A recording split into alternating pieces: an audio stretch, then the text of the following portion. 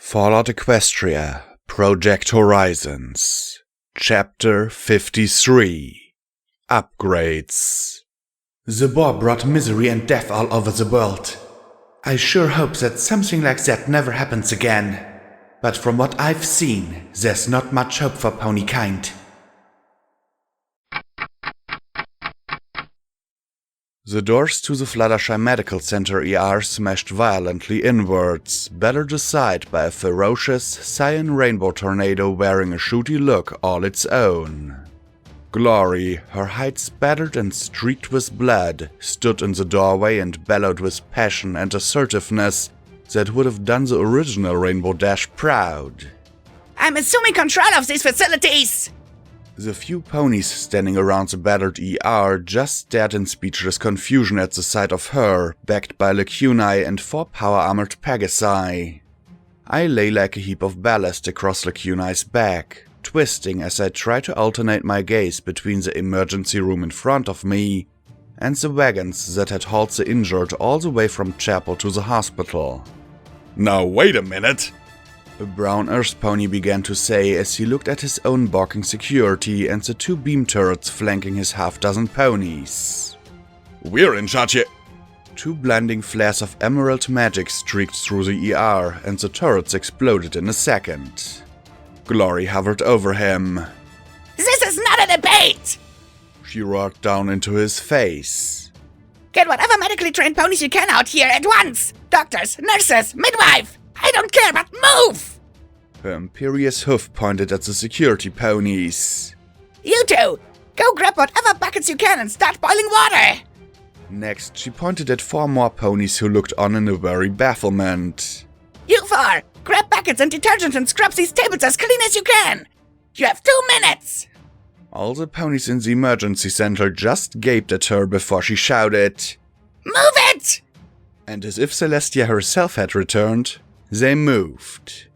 Scotch Tape, get on Blackjack's pip-back and contact Megamite. We'll pay whatever they want from what we stripped off the Harbingers if they can get Bonesaw and every healing potion and chem they've got together within 10 minutes. Then do the same to the Collegiate and get them to send triage. Scotch Tape lifted my remaining foreleg, removed it so that she could use my pip-back more easily and wouldn't damage me further by pulling on the leg, opened the panel, and fiddled with the controls a bit. Glory turned to Lacunae as the filly began to talk. We'll send Lightning Dancer and Boomer to Megamart with a cart. Will you have some magic to reach the Collegiate and bring the things back? I will, even if I must imbibe the wastewater in the little filly's room, Lacunae promised solemnly, setting me on a bench where I had a clear view of the ER. Good. Take my father up to the stasis pods before you go. Glory then turned to P-21. Go up there and make sure that the one we put Scotch in is still working. If not... She hesitated for an instant, glancing back at the bandaged, wrapped form of her father. Her eyes met mine. I gave her as reassuring a smile as I could. It was all I could do at this point. Try and get it prepped and ready if you can. Should be easier this time, the blue pony muttered, glancing at Scotch Tape as she talked into the pip-back. Then he ran off towards the stairs. Glory's hoof turned to bear on the few injured crusaders who had accompanied us from chapel. You 4, scour this place from top to bottom. Every chem, healing potion, bandage, and bottle of alcohol you can find. Bring here or to the operating room on the 10th floor. Understand? Bet I can find more than you! One shouted, turning the vital scavenger hunt into a game and hiding his fear as he did so. The Collegiate and Society ponies that staffed this little outpost staggered out from the side rooms where they'd been sleeping and were instantly drafted and assigned duties. When Archibald, the brown pony in charge, muttered something about caps and paying for this, Glory silenced him with a single stare and then pointed at the heaps of assault carbines and anti-machine rifles we'd taken from the Harbingers. Are these tools of death payment enough for you to save lives? Yes, I suppose, he muttered. Then move! Glory bellowed. I'll just wait over here and, watch, I muttered from my seat. In 5 minutes, 2 tables were scrubbed far cleaner than they'd been in centuries, and the first victims were brought in off the wagons. They'd been triaged back in Star House, the most wounded loaded last and taken off the wagons first. A few were probably harbingers, but that didn't matter right now. All that did matter was that they were mortally wounded. Glory had a nurse pour a pan full of wild Pegasus and dumped the medical tools in it. I envied the tools a tiny bit. Lacuna levitated the still form of Sky Striker through the ER and then flew up to the stasis repository. Glory hesitated for one moment, her face clearly showing a yearning to be at his side. Then she started to work. I hadn't appreciated her medical skill in a while. Nowadays I just regenerated, used healing potions, or was hurt so badly I was unconscious, and I hadn't watched her save Scotch. I saw her move from one tool to the next with her mouth with a deft finesse that matched Rainbow Dash's flying skills. She made healing potions and unicorn magic seem like crude tricks, easy and almost lazy solutions. Cheats. Given the lack of magic up above, I could now understand how much medicine would rely on cutting and sewing. The only magical assistance she used with each patient was to put the recollector on their heads to sedate them. When Bonesaw arrived 20 minutes later, he and an Earth Pony collegiate doctor working in the ER had gone through and stabilized a half-dozen patients. With magic, the old stallion pushed them further towards recovery and away from death's bony hoofs. Yet, even magic had its limitations. It could heal wounds, certainly, but what of infection, shock, contaminations left in wounds, and other complications? With needle, thread, scalpel, and tubes, Glory saved lives without magic. But not without cost. One mare who'd come to fight with the Crusaders shuddered, gave one long exhalation, and then went silent. Glory simply closed her eyes a moment with the slightest bowing of her head and then washed her hoofs in a bucket, rinsed them with whatever alcohol was present, and moved on to the next.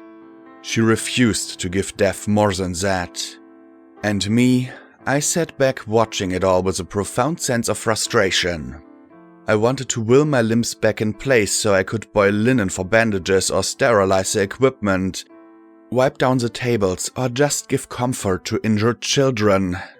But all I could do was sit back and watch as ponies better than I worked to save others. It's not always about me, though. When Lacuna returned with Triage and a few others an hour later, the Elikon looked positively drained of magic, and her wings dragging on the floor as she walked. The critically ill were stabilized enough for the blue unicorn to take Glory's place. Glory, I said as she washed her hoofs, staring at the bloody water. She didn't answer. Glory, I said louder from my seat in the corner. She bit a bottle and carefully trickled the alcohol over her forehoofs. Glory, I shouted, and she jumped, the bottle falling from her mouth and puddling at her feet.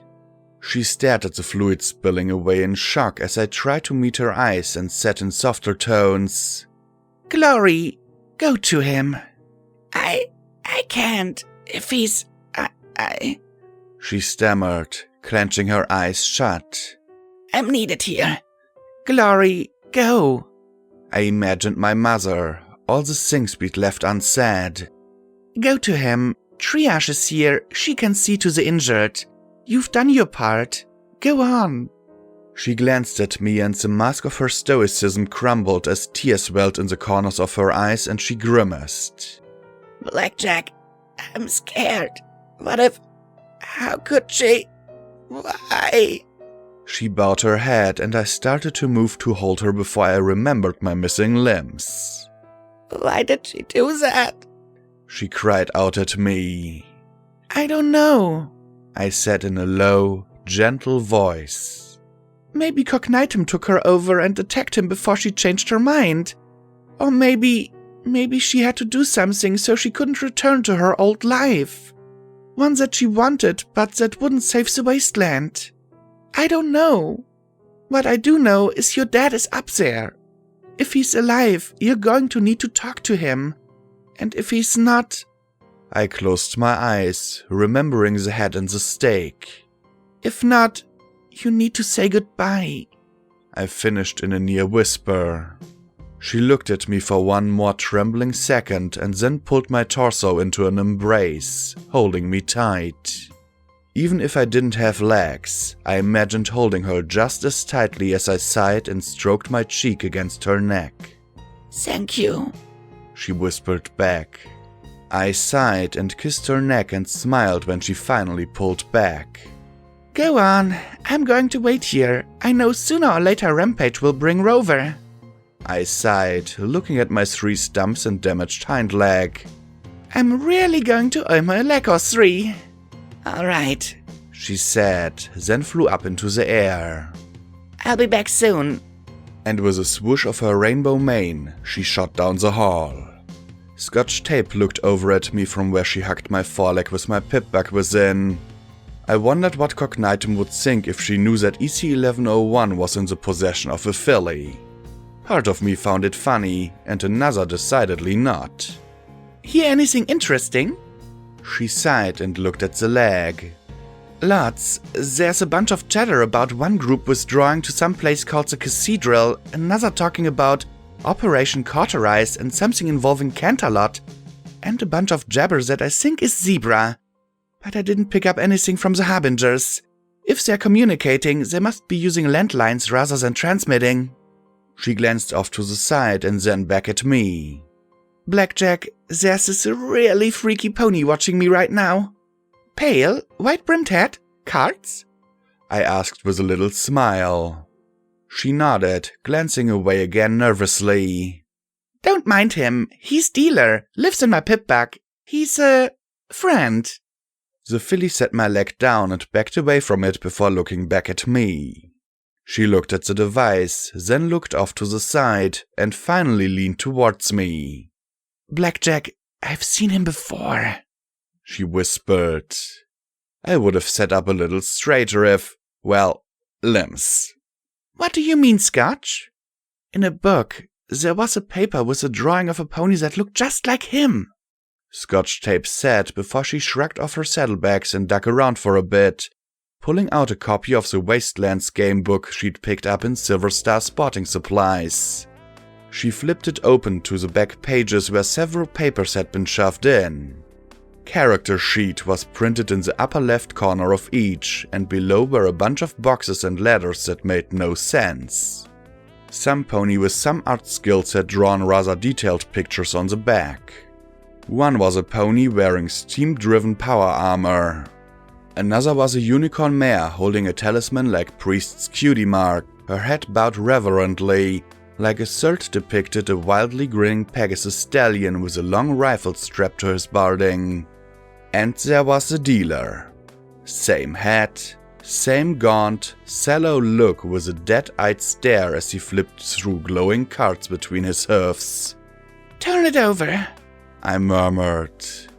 Name, Smiling Jack. Race, Earth Pony.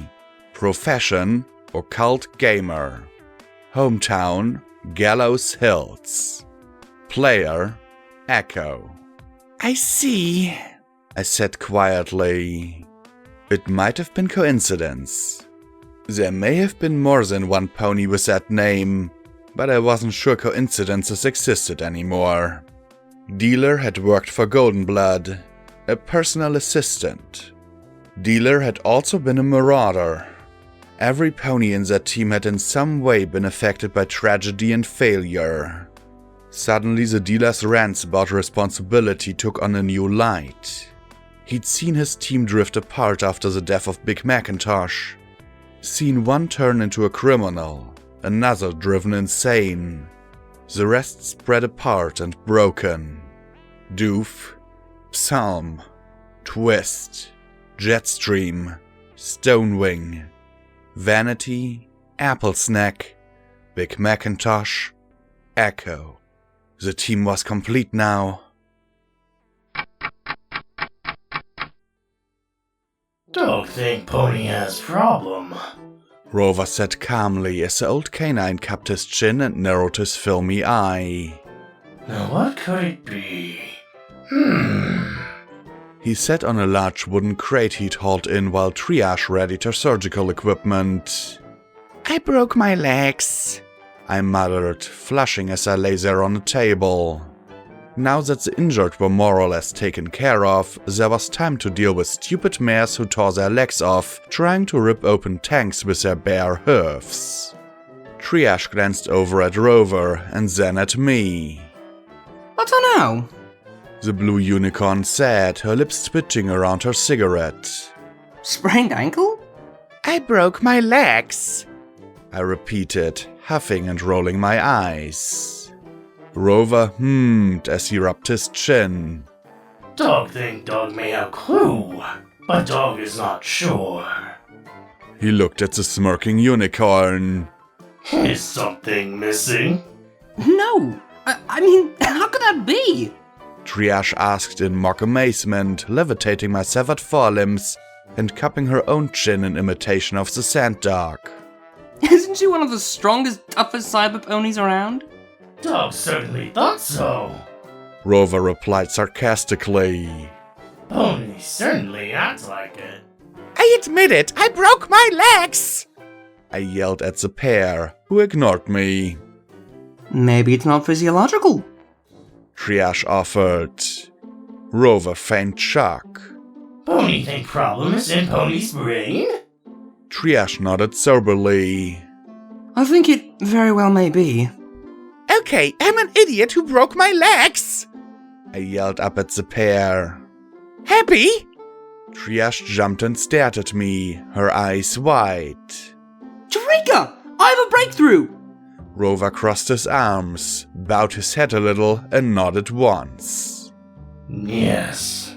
Pony may be on to something. He said seriously. But how to fix it? I mean, we can't make her less of an idiot. Triage said soberly. Rover shook his head. No. Dog is good, but dog do not work miracles.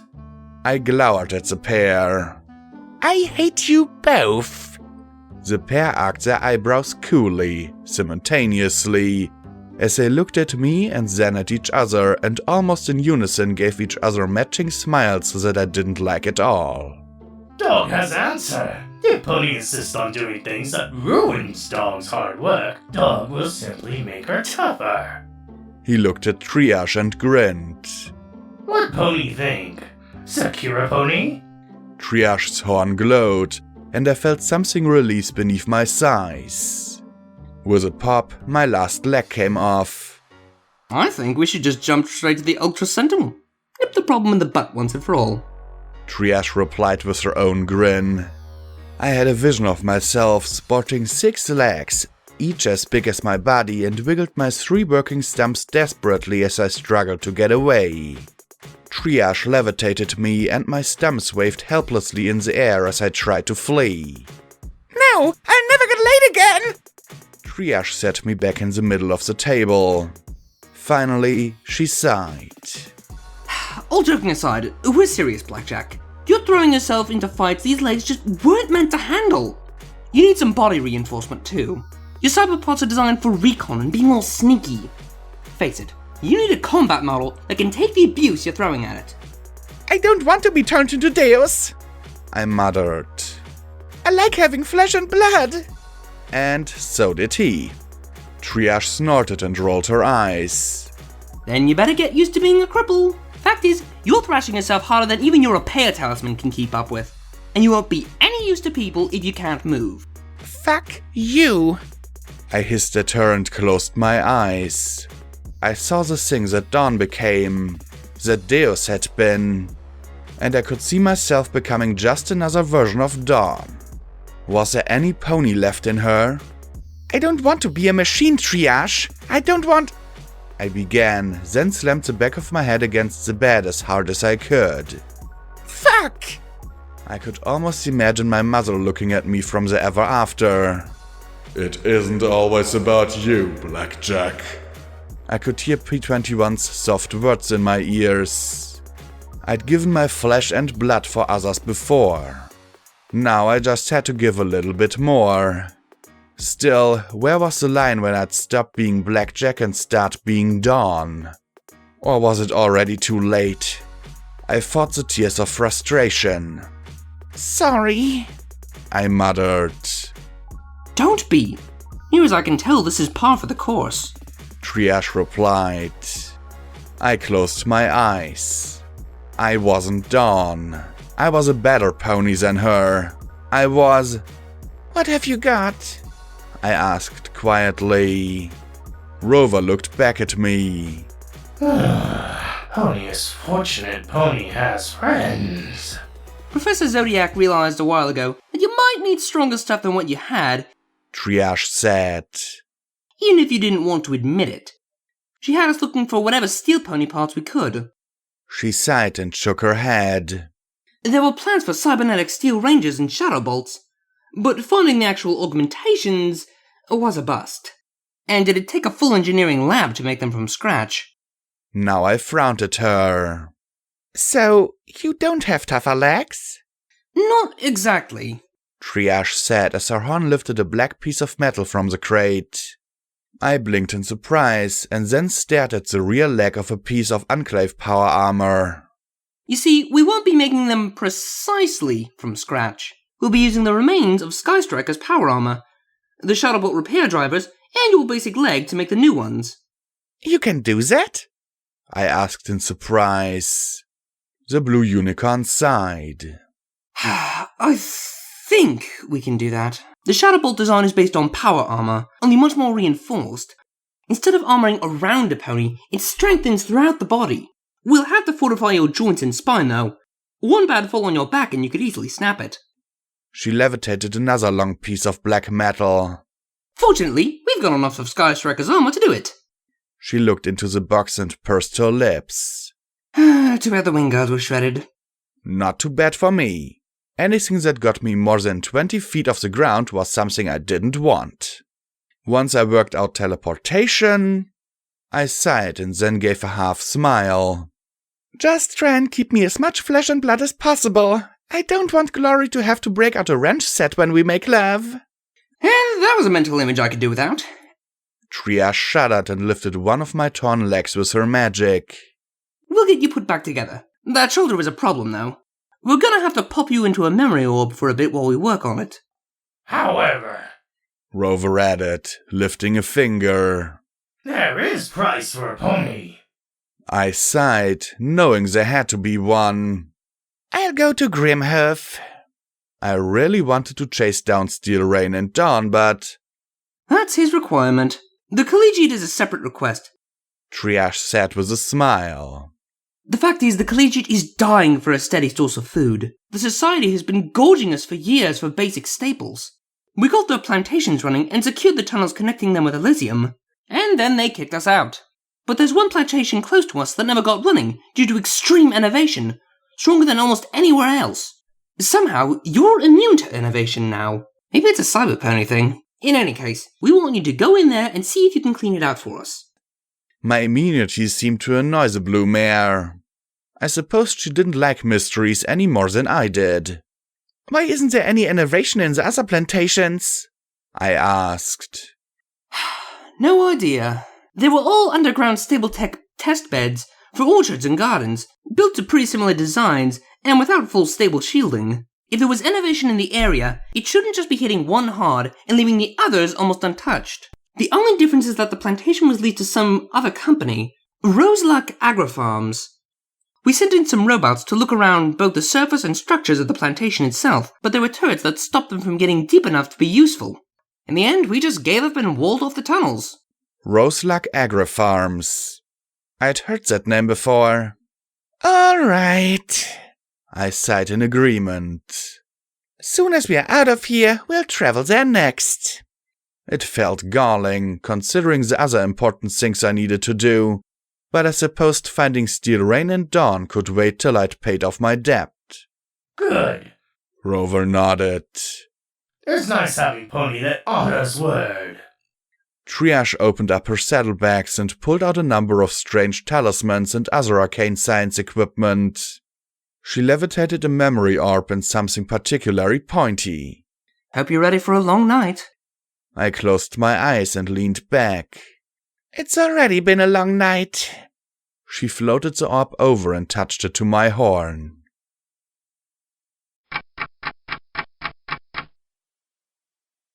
The world refocused into the eyes of a white unicorn mare looking into a mirror. I started a bit at her unusual appearance. Her irises were rainbow bands and her mane was a chaotic blending of prismatic colors.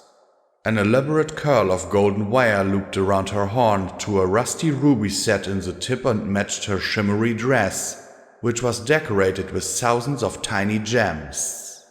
A gap showed her cutie mark, a diamond radiating spectre of light. She popped out a tube of lipstick, delicately applied a thin line of red, carefully tamped her lips, and then smiled. She closed her eyes, took a deep breath, and said, "All right, Diamond Flash, you can do this." She turned with a swish of her shimmery prismatic tail, trotted from the bathroom, and walked into the bedlam of a great gathering of ponies. The cavernous space was awash with lights, music, and noise. Dozens of displays and booths filled the vaulted chamber, and ponies of all kinds, as well as a few beings from other lands, wandered through, looking at the varied wonders. Above it all hung a banner magically illuminated to read, "Equestrian Technology Trade Fair." Clearly, this was a major convention of some kind. In the distance, on the open floor below the ringing balcony my host was standing on, I spotted Applejack standing beside a green stallion and talking to Rainbow Dash. Pinkie Pie walked with an entourage 2 floors up. Opposite her, Twilight Sparkle seemed to be critically reviewing the Ministry of Arcane Sciences stall and clearly not finding it to her satisfaction. 2 green unicorn mares fussed around with the displays, even with others looking on, clearly trying to execute the purple mare's exact directions. Stable Tech had a massive 3-story tall display of a stable. From the traffic coming and going through the building's wings, this event clearly went beyond even this massive space. Diamond Flash walked casually through the throngs of ponies. Every one of them looked as glamorous as herself, or more so. She levitated a glass of champagne and took a nervous sip as she looked over at one display. Flash Industries had something going on that had dozens of ponies oohing and eyeing as energy zapped and flashed. She made her way closer, and well-dressed ponies looked at her, sized her up, and made room for her. Flash Industries, makers of magical energy weapons renowned across Equestria, now revealing the latest and greatest in shield matrix technology, boomed a speaker as a large diamond rose from one end of the platform. You all know Flash Industries' fine products like the AEP7, with a redesigned focusing crystal pattern and improved photonic focusing chamber, and selectable beam focus, wavelength, pulse energy, and fire rate. Well, now, witness the next generation in energy products from Flash. A familiar, boxy energy pistol rose on a frame on the other side of the platform. The diamond began to glow, and a hexagon of glowing panels materialized around it. Using only the finest Crystal Empire gems, the Flash Arcane Defense Emitter, or FADE, creates a shield spell impervious to normal weaponry. See for yourself the awesome power of Flash! The pistol began to fire crimson beams, the blasts striking the rotating panels and making them glow brighter and brighter. What's that? Not enough flash for you? A beam rifle rose up beside it. Let's see if the FADE can handle the cutting-edge energy of the AER-12, now with improved platinum gem fittings. Even brighter crimson beams blasted away along with the pistol, and the shield remained in place. Oh my! Perhaps we need something even flashier? What about the Flash AET-3 Triforce? Boomed the speaker, and a third, snub-nosed rifle raised up and began to blast 3 beams at a time along with the other 2 weapons. A few ponies in the front backed away from the barrage of red beams striking the magical plates. I know what you're thinking. How can this be? But you haven't seen anything yet, folks. Because I know some of you must wonder. What if, somehow, your fate becomes inoperable? Are you doomed? The speaker blared. Not at all. And then the diamond lowered back into the platform while the magical field remained. Red energy flashed and glared off the magical plates, even with the gem gone. So long as your enemies keep firing, the fate keeps going. Truly a wondrous innovation from Flash Industries.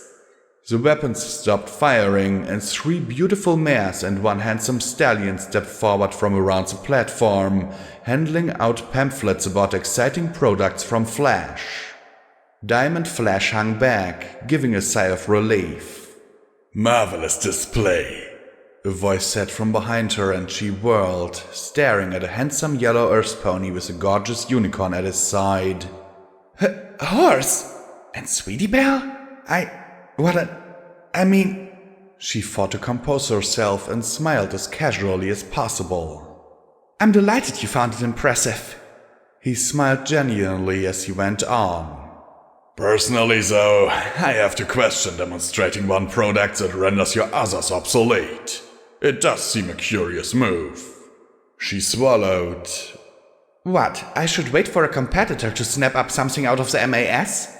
She gave her best dismissive toss of her mane. When you see the price tag for one fate, you'll know I'll make a fortune either way. Then she glanced around the room at Applejack. Besides, the MWT is urging more emphasis to be put on defensive applications, like power armor. I'm sure the zebras truly appreciate their defensive capabilities, Horse said sardonically, with a small roll of his eyes. He looked at the crowds with clear distaste and sighed. Such a bother, but this is where the well-connected rub flanks and decide what the future will be. He suddenly looked at her once more and smiled, arcing his brow. And you certainly seem to be determined to be one of them. Look at you. Lowly MAS researcher to magical weapons dealer. Who would have guessed? I'm just trying to do what's best for my company. And for Equestria, she added, sounding as if she wasn't sure if Horse was mocking her or not. She glanced at Sweetie Belle, then frowned and looked down at the stable tech display where Sweetie Belle was addressing a collection of ponies. Her eyes went from one to the other, mouth hanging open.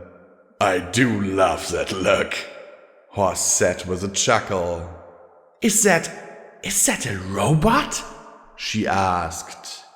The latest and finest, he chuckled. SweetieBot 2.0. He said with a wave of his hoof, and the robot actually blushed and lowered her eyes. She's not for the show, though. She's all for me. I just love seeing Stabletech squirm at the potential questions. He gazed down at the distant, real Sweetie Belle with a strange, hard look. I once asked her to marry me, but she declined. So I made one that wouldn't. Worked out for the best, I suppose. I'll say, Diamond Flash said as she looked around. I wonder if the princesses will show up. Horse rolled his eyes. Oh, I suppose Luna will make an appearance eventually. Give some boring speech about innovation, how pleased she is at our inventions, remind us to give our all to win the war, and then teleport back to Canterlot. Rah, rah, rah. He gave a dismissive yawn. I'd be far more interested if Celestia poked her horn outside her school. But she has even less inclination to be around weapons like these. He scanned the crowd and then gave a savage little grin. Oh look, her cadaver's here. She followed his gaze and looked down at the scarred form of Goldenblood walking around the edges of the room, skirting the crowd. Who? He glanced at her, his expression turning pitying. Oh, that's right. You're not in the know.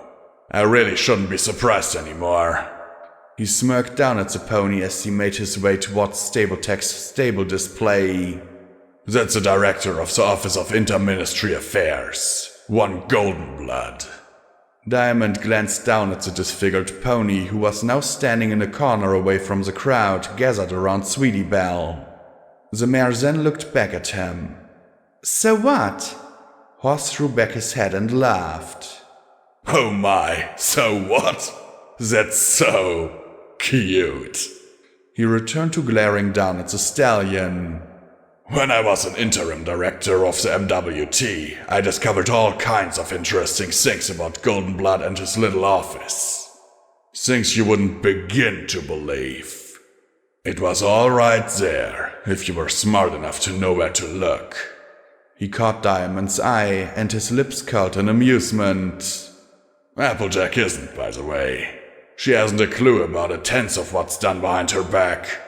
He glanced at the orange mare and her escort with a look that was almost pitying. You don't know anything about what happened to her accident, do you? Diamond asked, her voice dropping. Horse glanced at her and his lips widened even more. I knew ponies that smirked like that. I wanted to buck that smirk right off his face. Why, of course not. How could you possibly think such a thing? He said in a voice of fox-wounded pride, pressing a hoof to his tuxedo vest. He then looked down at Applejack's green escort and chuckled. How terrible that the assassin was killed rather than apprehended. Can you imagine what Morale might have discovered had he been arrested? Why, I imagine whoever did arrange things must have been tickled pink when he was dispatched. Probably sent Applejack a gift basket. He chuckled and shook his head. Such irony. Was he talking about himself or Golden Blood? Either way, I didn't like it. The mare licked her lips nervously, averting her eyes from the handsome yellow stallion. Diamond started to move away from Horse. I should, go mingle. Horse reached out and pulled her close to the rail once more. You want to be one of the big ponies? You need to learn how the game is played. He nodded his head once towards the crowd, and the robot nodded in return and trotted towards them, drawing attention from the pair. It's Sweetie Belle! They began to gush, and the robot began to sing in her slightly off-buzzing voice as Horse led Diamond away from the scene. What do you want, Horse? She asked wearily. Oh, what do any of us want? Mares, money, mansions. He said with a dull wave of his hoof, then smirked at her. Let me turn the question around. What do you want, Diamond? She balked a moment. Well, to do what's best for my company, and for my daughter, and for Equestria, of course. He gave an exaggerated yawn. Yes, how very dutiful to your stockholders, biology, and nation. He frowned and darted in front of her. What is it you want? You really want? What horrible, selfish, ignoble desire burst inside your heart that drove you to release a magical talisman that makes all your other weapons, perhaps war itself, obsolete? Diamond stared into his powerful, charismatic brown eyes. Magic, she said in a near whisper. I never was very good at it. All I could do was manipulate light, and when that didn't lead to anything productive, I was reassigned to lighting the lab. I want to make magic. Powerful magic. As powerful as the princesses or Twilight Sparkle herself. She said in the voice of a heated confession. A small, triumphant smile crossed his face. Would you like the chance to do so?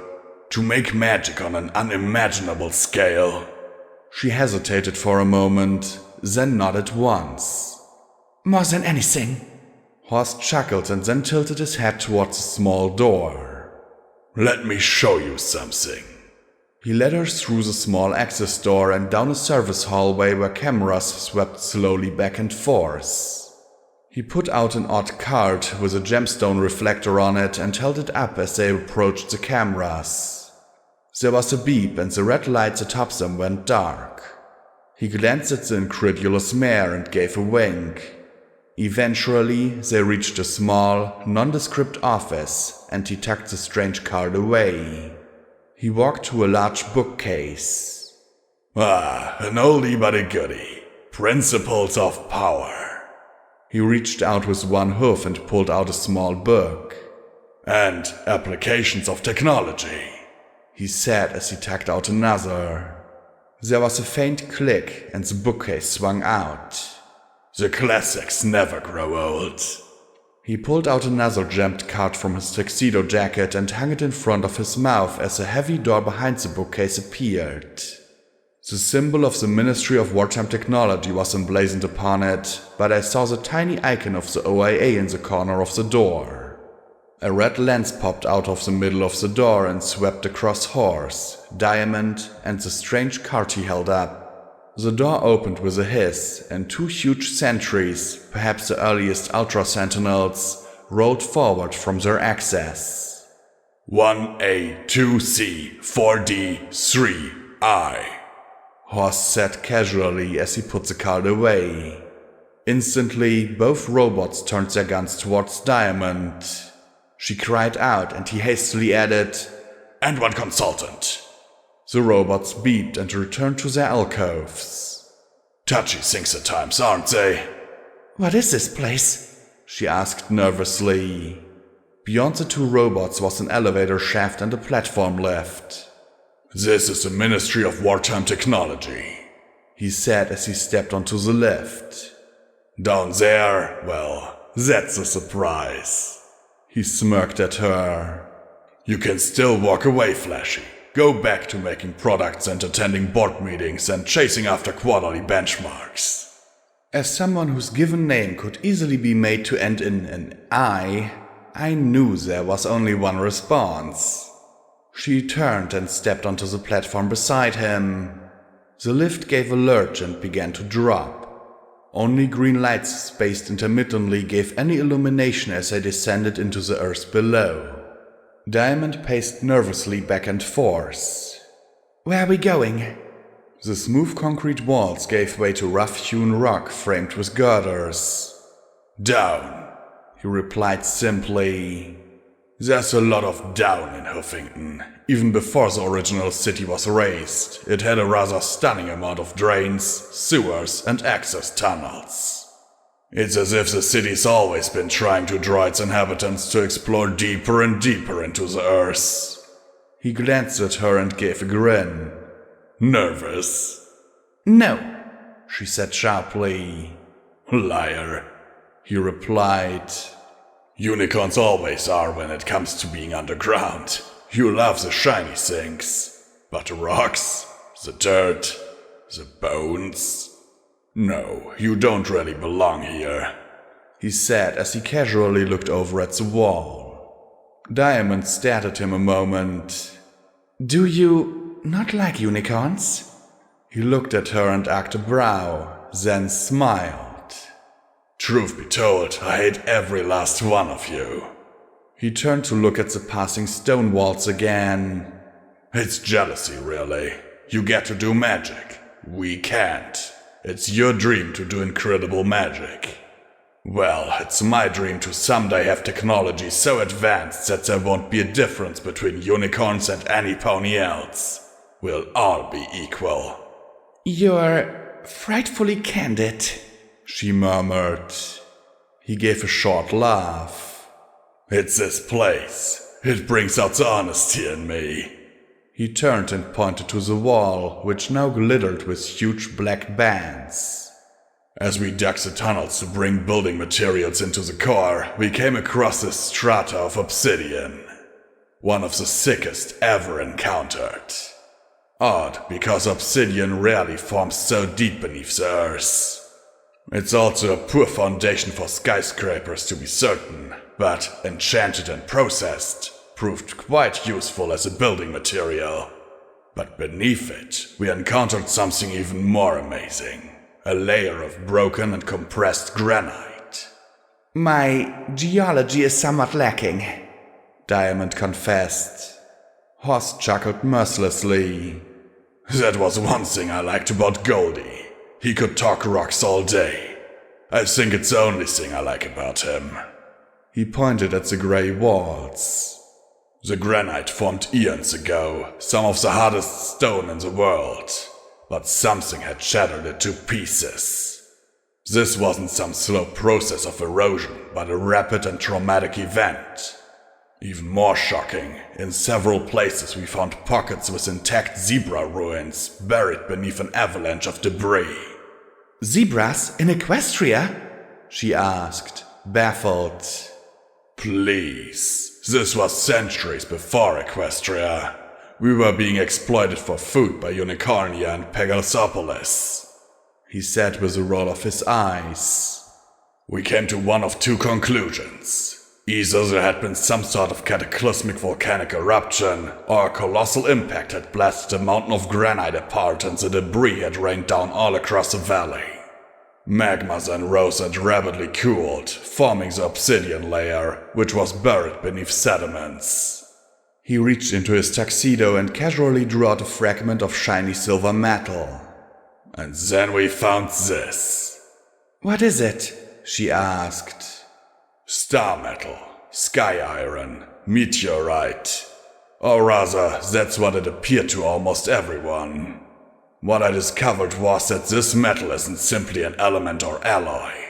It has a peculiar atomic structure capable of manifesting particular macroscopic effects. He smiled smugly.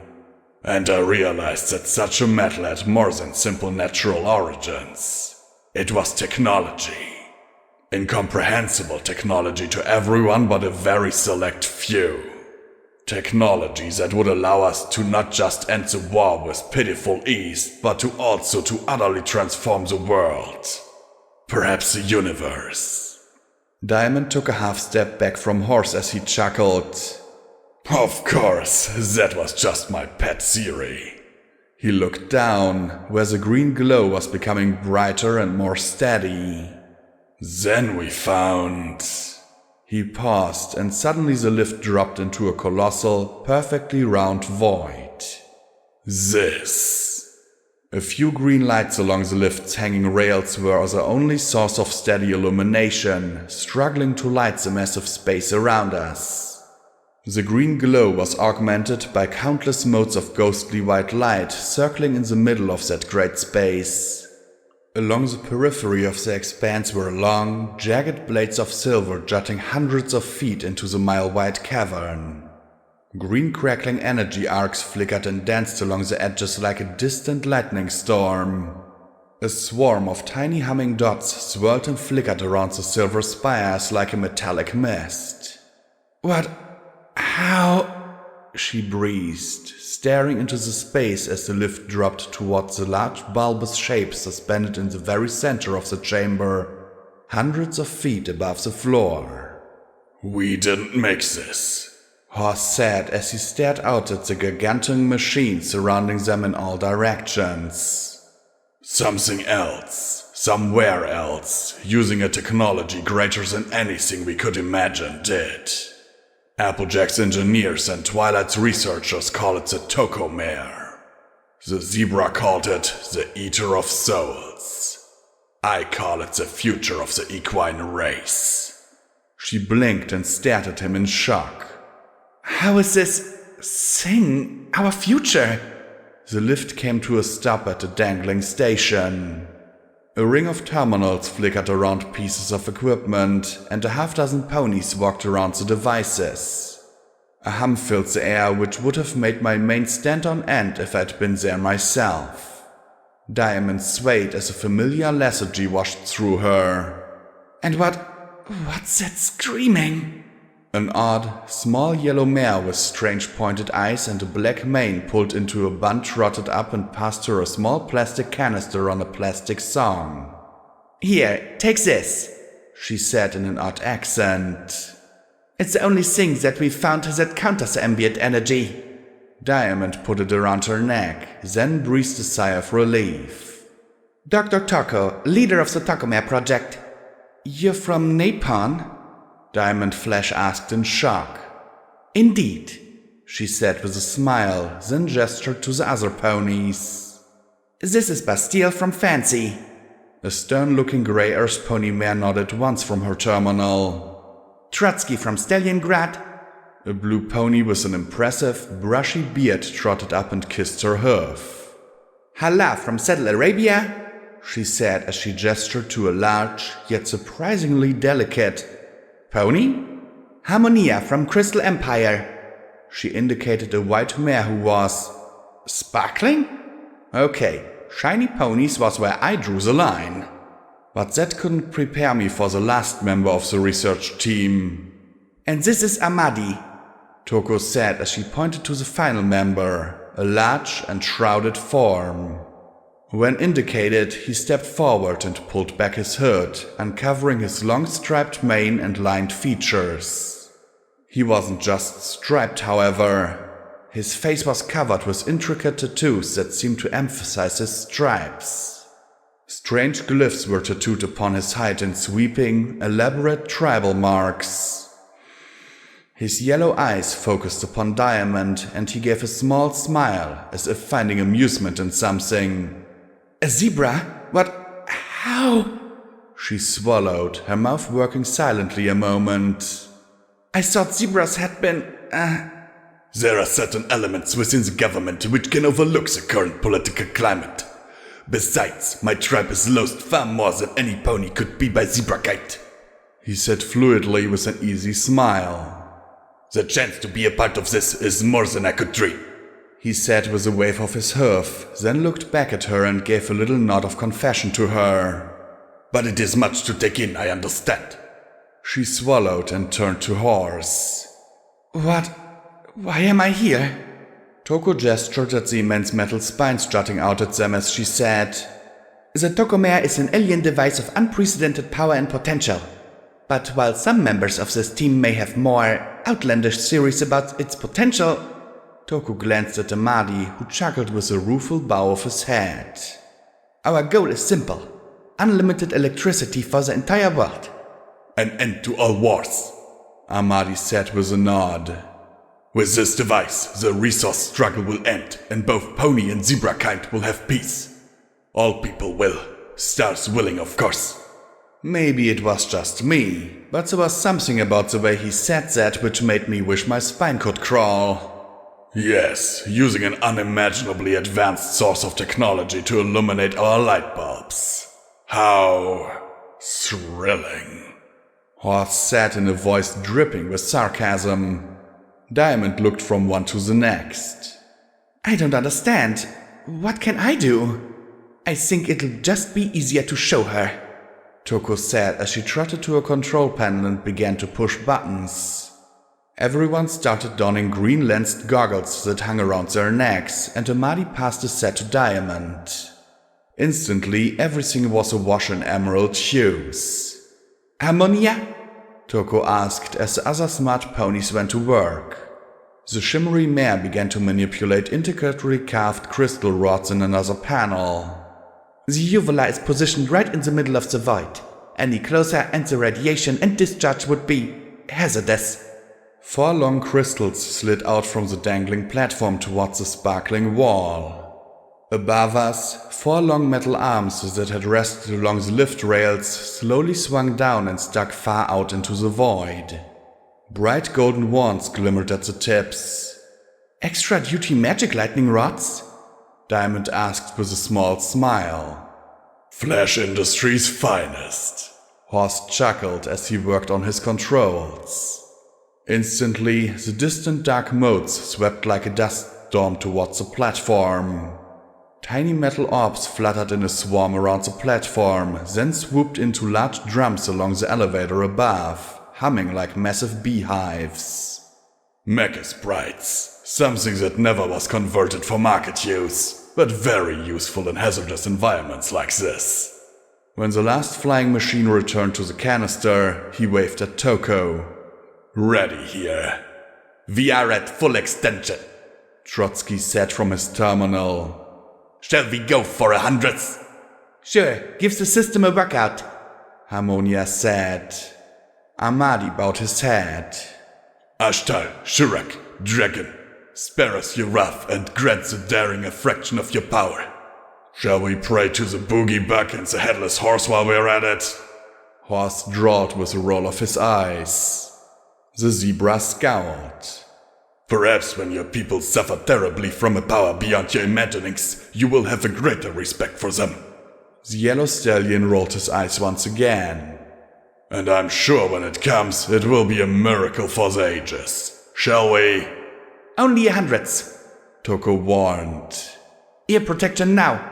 Every pony presented quickly donned strange crystal-studded earmuffs. The hum began to fill the air as the 4 crystal wands began to resonate. The spires filled the air with an ominous counterpoint to the strange sound. Tuning into the frequency, Harmonia shouted, the shiny mare barely audible as she turned the knob with her hooves. The swirling motes of light began to whirl around the dangling platform energetically. Any second now, be ready, she said as the humming crystals hit a sweet note. The flickering green light along the silver profusions disappeared. Then the crystal's note was drowned out by a single, brutal tone blasted from every direction that made Diamond scream and fall to the platform. Thunder boomed all around her, and she looked up to see dozens of streamers of lightning ripping through the space and striking the spires. The lightning ran like water along thick cables, stretched along the sides of the metal supporting the platform. The storm lasted a few seconds, then disappeared. Diamond coughed at the acrid reek left in the air. She looked up at the 4 lightning rods, then gaped at their absence. 4 drooping, half-staggered spurs sat in their place. Horse whooped. Look at that! Hall's outputs are maxed. Again? Diamond's trembling hoofs pulled off the earmuffs. I've never seen that happen to any of our heavy-duty lightning rods. That was 100th of his full power? Toko smiled at her. No, if our math is correct, it is 100th of 1% of the power the Tokomaya is capable of. Sweet Celestia. Sweet Celestia, Diamond murmured. How? We're not certain. The Tokomaya seems to react to a singular frequency. But as you can see, we need something capable of shielding and channeling the power, and Flash Industry is a forerunner with your fate and other research projects with energy manipulation, Toko said as she pulled her goggles up. With your shields, we can not only tame the Tokomare, we can channel its power all across Equestria, perhaps all across the world. I thought back to the megaspell chambers beneath the city. If there was any way the energy I'd seen could have been channeled to them, then suddenly the zebra's zeal for destroying the core made a lot more sense. Terrifying sense. If the ponies living above knew the glowing bullseye they lived on, then they were bona fide crazy people. One and all. Power like that, it would take dozens, perhaps hundreds, thousands of fate units. And the mechanisms to control them and... She closed her mouth, staring at the distant silvery prongs and their flickering lightning. Horse walked towards her. So, what do you say? Want to do magic on a scale that will make Twilight sparkle green with envy? Diamond looked from one to the next, and her eyes returned to Horse. Then she smiled. I'll get started tonight.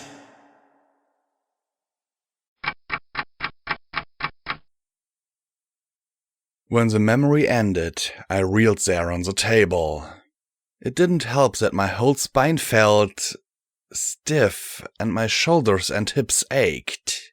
So, that was the Eater of Souls. Either a monster from beyond the stars or a ridiculously overpowered machine. Either way, it was beneath the core, waiting. What could I do? What, if anything, did it have to do with Horizons? Oh, who was I kidding? Something like that had to be involved with something. Or did it... I reflected on something else. No golden blood. It was hard to imagine any conspiracy in Equestria without that scarred bastard involved, but I supposed that, statistically, there had to be some plots he wasn't involved in. Maybe he was and had simply been absent.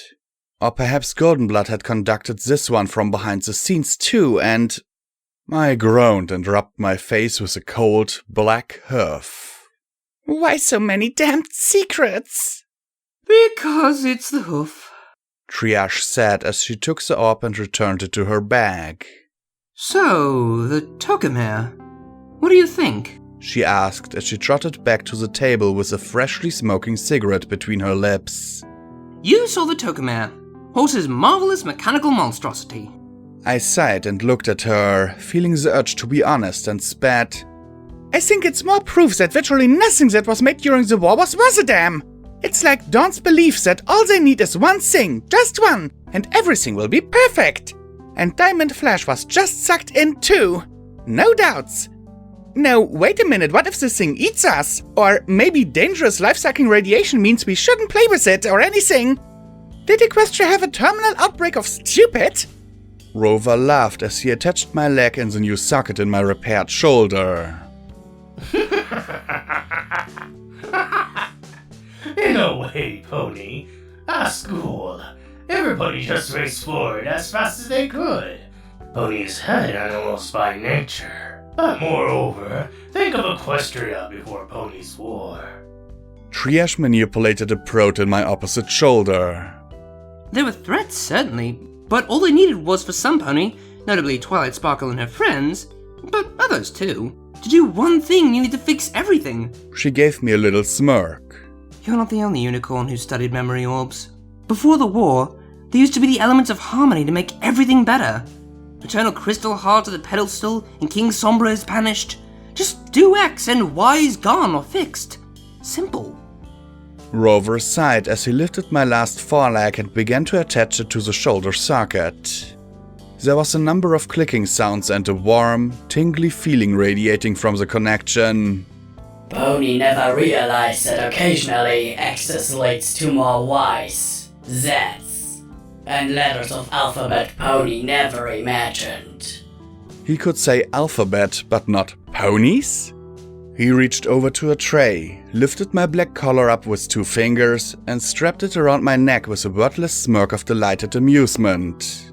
I felt myself blush profusely as he snugged it down against my hide. Thanks, I muttered in embarrassment. He didn't say a single word, and Triage looked at me, the metal ring at my throat, and then back at me with a sardonic arc of her brow. What? I snapped defensively. I didn't say anything. Triage replied as Rover cackled. I sighed as I looked at all the blood and scraps of metal scattered around the table. My EFS showed a slightly different layout. Still blue, but there was definitely a wing motif on the top, bottom and upper left corners of the EFS display. Can I get up? I groaned, wondering just how bad the damage was. Yes, but be careful. Triage warned. I slipped off the table, feeling decidedly heavier. These legs weren't as light and quick as my others. I think it all worked out okay. If the rest of his power armor was intact, we could probably have armored your whole body. Thanks, this is good enough, I said as I stretched and held out a hoof. Instead of white, it had the shiny blue-black metal of Enclave power armor. I tried to pop out my fingers, but there was nothing there but metal hoofs. No thumbs? Only have thumbs, he said as he wrapped the end of my forehoof. I'll not know why Pony not able to use. Talisman should make work. Rover said, scowling at the end of my forelimbs, as if the digits were insulting him with their absence. I looked along my limb to the shoulder and stared at the larger, heavier plate there. I looked back at my hips, but aside from 2 fresh red scars, the black metal ended at mid-thigh and continued at my haunch. Pony thought you want to keep Pony butt pictures. Triage snorted and took an extra long drag on her cigarette as she avoided my eyes. Yeah, well, there wasn't enough armor to fully reinforce your hips externally, so we put some internally and called it good. Suddenly the mare yawned and shook her head. And with that, I'm going to bed. Some pony house can clean up. Make sure you eat some metal and gems soon, and frequently. Your repair system is going to be working overtime for a while. I nodded, pulled out one of Glory's cyber pony cakes and began to eat. It definitely hits a spot with its appley, oily metal goodness, but I still wanted to find a mirror. I wanted to see what Glory would see when she looked at me. Did I still look like Blackjack, or was I something else? What is that Pony is eating? Rover asked as he sniffed curiously. Oh, Glory made these for me. I levitated up a few. Everything a cyber pony needs. He picked one up and sniffed it, then took a bite. His eye popped wide as he chewed, then slowly swallowed. It's full of gems! He gobbled up the rest before I could blink. Finally, someone with good taste.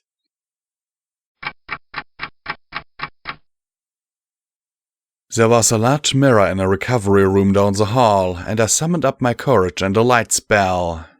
Not Dawn, not Deus, I murmured before I took a good look in the mirror. Okay, it wasn't as bad as I'd expected. I looked like I'd put on half a suit of Enclave power armor and had neglected to put on the rest. Aside from my legs, there was a large shield-shaped piece of metal across my chest that connected to my shoulders. An articulated ridge of black metal followed my spine down to my tail. My sides were still bare. On one hoof, a tactical vulnerability, and on the other, a wonderful reminder that I was at least partially flesh and blood. The ridge narrowed when it got to my mane and became two thinner strips, with my mane in the middle, running to just behind my ears. Blackjack? Glory said from behind me, and I froze. Slowly, I turned to face her. Her rose eyes followed the metal along my back to my flanks and then down to my legs before looking me in the eyes. She looked absolutely exhausted. Then she gave a little half smile. Wow. Triash and Rover were tired of me breaking myself, so upgrades. Fun! I bit my lip as I rubbed my forehoof against my leg. It's not too bad, is it? She smiled and flew to me. Not as bad as I was afraid it might be, she said as she nuzzled my wonderfully flesh and blood neck. Our kiss was a delightful reminder of what it meant to be a mare. I was afraid, I started, but she pressed a wing to my lips. You're not Deus and you're not Mother, she said quietly. How's your father? I asked in worry. Stable, she said. Lightning Dancer has contacted the Enclave. I don't know if there's any help for him up in Thunderhead, though. Whatever Mother did to him, well, I don't think there's any way to undo it. It's like his body has forgotten how to heal itself. She sighed and rubbed her face. I think about those kids and leaving him there. At least Lightning Dancer will stay with him. If I know intelligence, they won't abandon him either. Still, it's hard. Maybe someday the Collegiate can make him a cyber pony too.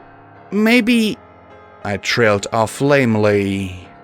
I could tell she didn't care for that thought at all as her eyes dropped. Are you going to be okay? I asked as I lifted her face with my hoof and looked her into her eyes. I'm with you, Blackjack. There's no safer place to be, she murmured softly as she held me tight and gave an arch little smile. Now, let me check how Triage's improvements work. Give you a full physical? The line was so bad that it took every bit of my self-control not to snort. Well, okay, I said with a little smirk. But it's been a long time since I played Doctor. Then I yipped as her tail snapped upside my rump. Sorry, I said as her tail hooked in my collar and tugged me towards the bed.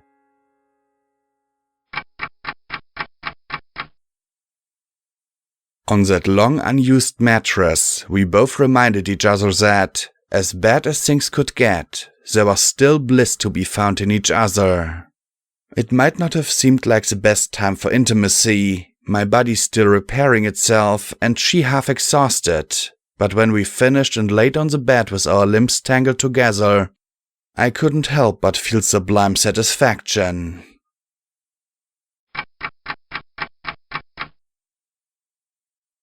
Chapel. Forlorn and lost, seemed somehow smaller and lonelier in the rain with so many crusaders inside the buildings or at the hospital. Yet, even after the fight, some Colts and fillies remained in the watchtower and kept an eye on the hills around the village.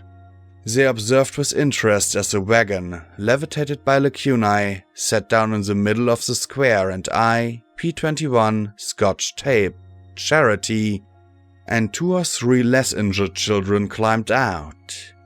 Glory and the Navarro enclave flew after us. I wasn't going to leave them with her back at the hospital. Call me paranoid, but the 3 had been giving Glory furtive looks every time she passed. We gotta get some harbingers, Scotch Tape muttered sleepily as P21 tucked her across his back. Rampage stalked out of the shadows beside the post office, and a second later the purple-scaled Precious emerged as well. Her slitted green eyes stared at my new black metal editions with equanimity, one freak to another. You can get the harbingers after a few more hours of sleep, P21 said, then put his floppy hat on Scotch's head. Glory gave a yawn and stretched, her blue wingtips trembling. She gave me a tired smile and nuzzled my chin one more time before staggering off with him. Twister watched her go, looked at me, and muttered something about catching some sleep as she and her comrades skulked off in the opposite direction. Any trouble? I asked Rampage and the Dragon Filly. My vision was showing warnings about low power. Apparently, any new augmentations needed more energy than the old ones, or my healing and repair talismans were working overtime. A few scavengers tried to snatch some gear the harbingers left behind. We ran them off, Rampage said as she gestured up at the manor. No sign of the harbingers though, or the tank. You'd think a tank would be easier to find, Charity muttered. Still, I'll be glad if it never shows up again. I need some more gems, I muttered, trying to refrain from rubbing my sore neck. It wasn't muscles that ached. My eyes turned toward Star House. Did I have any gems left? I needed one of Glory's cyber pony cakes. If only Rover hadn't scuffed them all. I've got some gems, Charity said as she limped toward the post office. Apparently, shrapnel wounds made the filly a little more generous. You mean my gems? Precious hissed as she narrowed her eyes, but she balked when Charity, despite her bandages, whirled on the scaled pony with a furious glare. The dragon filly shrank back and quickly amended. I mean, the gems I sleep on? You can spare a few, the filly grumbled. Besides, it never hurts to keep Blackjack in a little bit of debt to us just in case we need her to fight another tank. The hybrid glowered at me defensively, then walked back into the post office. Another tank? I asked with a snort. Do you think I'll ever have to do something like that again? Charity stopped at the door and looked back at me. Given how your life goes, Blackjack, it'll probably be 3 tanks. Flying ones. I groaned, knowing that she was right. I followed her into the post office and was taken aback by the lack of weapons inside the shop. Where'd Charity stash the rest of the stuff they'd looted off the harbingers? They couldn't have brought it all to the hospital, not while taking the wounded. She limped to the back of the building and moved between the crates. Come on down to the stable. Wait, stable? I frowned and squeezed my way between the boxes and bureaus that held the majority of the village's property and towards the back where there were, I now saw, stairs leading down. No way! I breathed as I looked at steel walls and telltale conduits that made my mane tingle. It can't be. I trotted down after the pair, my black metal hoofs clanking far more loudly than my white ones had, and stopped short at the sight of the huge round door set in a concrete wall. 94 was printed in faded white letters. You have a stable down here! Right, which is why we live on the surface where we can get shelled. Charity said flatly as she trotted over to the control panel beside the door. A moment later, the lights above the door began to flash as a klaxon sounded. With a screech and grind, the door slowly rolled open. Welcome to Stable 94, the smallest stable in the wasteland, Charity said as she stepped through the door. Peeking inside, I immediately saw she was right. This wasn't a stable entry like in '99. The walls seemed even thicker than usual and opened up into a large space that was made 20 feet high, 40 feet wide and 60 feet deep. There weren't any offshoots or other hallways in here. The entire stable was just this one singular room. Everywhere I turned, there were boxes of valuable salvage ranging from trinkets to weapons to ammo to bottle caps. I recognized quite a few fancy dresses from the manor and several plastic barrels full of bottle caps, bits, and other wells. I used to joke that Charity would own every cap in the wasteland, but to actually see it... Charity limped over to a bed in the corner of the chamber, a desk with a terminal next to it. Nearby sat a heap of gemstones. Precious climbed atop the pile and began to sullenly flick rubies towards me. You can have these. I don't like the flavor, she said sulkily as she curled up on the heap. I levitated a dozen into my saddlebags, then lifted one to my mouth and started to suck on it, frowning at the yellow filly. When my systems had a bit more charge, I looked around at all the other stuff and then back at Charity, arcing a brow. She bristled a little. What? Nothing. I just didn't have any clue you were this... loaded, I said as I looked at the treasures. It makes me wonder why you fought at all instead of just holding up in here. Maybe because we're not stupid, she retorted scornfully. Maybe we know that all some pony would have to do is sit up there and stuff us out if they really wanted us dead. Or maybe it's because I really don't want the adults up there to have a clue just how much stuff there is down here for them to snack. Or maybe, after seeing Priest die and being shot in the gut, I wanted to show the wastelands that we're a bunch of kids that shouldn't be fucked with. Or all of the above, she said grimly. I sat and raised a hoof. Okay, fair enough, but what is this place? Is this a stable or not? Charity gestured to the terminal beside her bed. I think it was supposed to be, but there was something going on with stable tech. You can read it yourself. I trotted over, hit a few keys, and was glad to see that there weren't any annoying passwords. Most of the terminal was meaningless gobbledygook, but there was a series of logs that piqued my interest. S. We've run interference with image and morale again. Please try to be a little more circumspect if you can. The story is that the material for Stable 24 is for a satirical, ironic, postmodern performance piece. P&P are keeping PP occupied with infiltrators in Manhattan. Hopefully she won't get a twitchy tail on you again. Give my love to AB. E. P.S. Try and remember identification protocols, S. It's that whole plausible deniability thing that keeps PP off our butts. Thanks. Stable 24? I wasn't familiar with it. It looked like it was fun with code words time again. Given that it was stable tech, I guessed S for Scootaloo and AB for Apple Bloom. PP simply had to be Pinkie Pie. I couldn't guess who the others were. GB, what's the haze going on there? I agreed to let your office scrap one stable. One. Now you're taking materials from other projects. AB might not have a clue about how to read a spreadsheet, but I had to talk her out of doing a hoofs-on inspection of 90. Our deal was you cover your flank. I look the other way from time to time. If you start snagging entire stables, though, ponies are going to notice. S.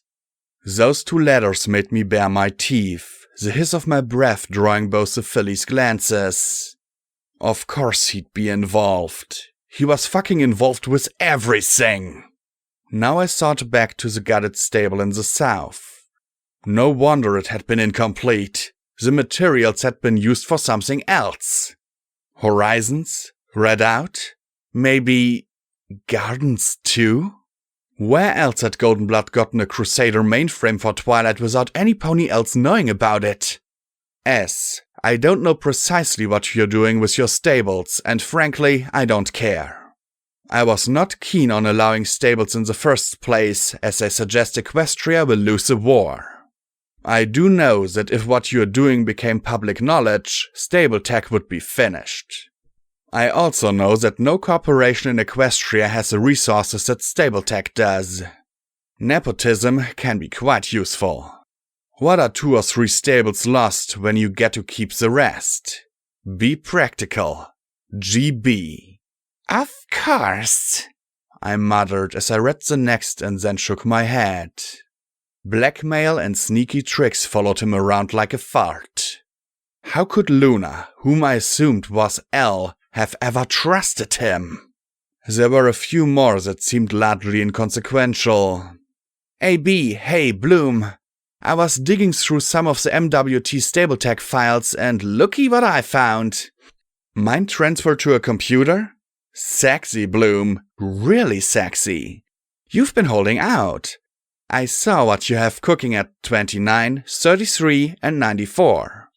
Hope you don't mind if I snack the designs, Ruffle. This has got some real possibilities if we can reverse it. Play around a bit. H. P.S. You should check out my sweetie bot. Horse and mind transfer? I frowned as I thought back to the Toko mare, an immense machine of terrifying potential, and Horse had his hoofs on some sort of technology that could connect a mind into it? Why did that feel so wrong on so many levels? H. I heard all about the Crusader you tried to make. Look forward to reading about your lobotomy when you fail to upload yourself into it. AB.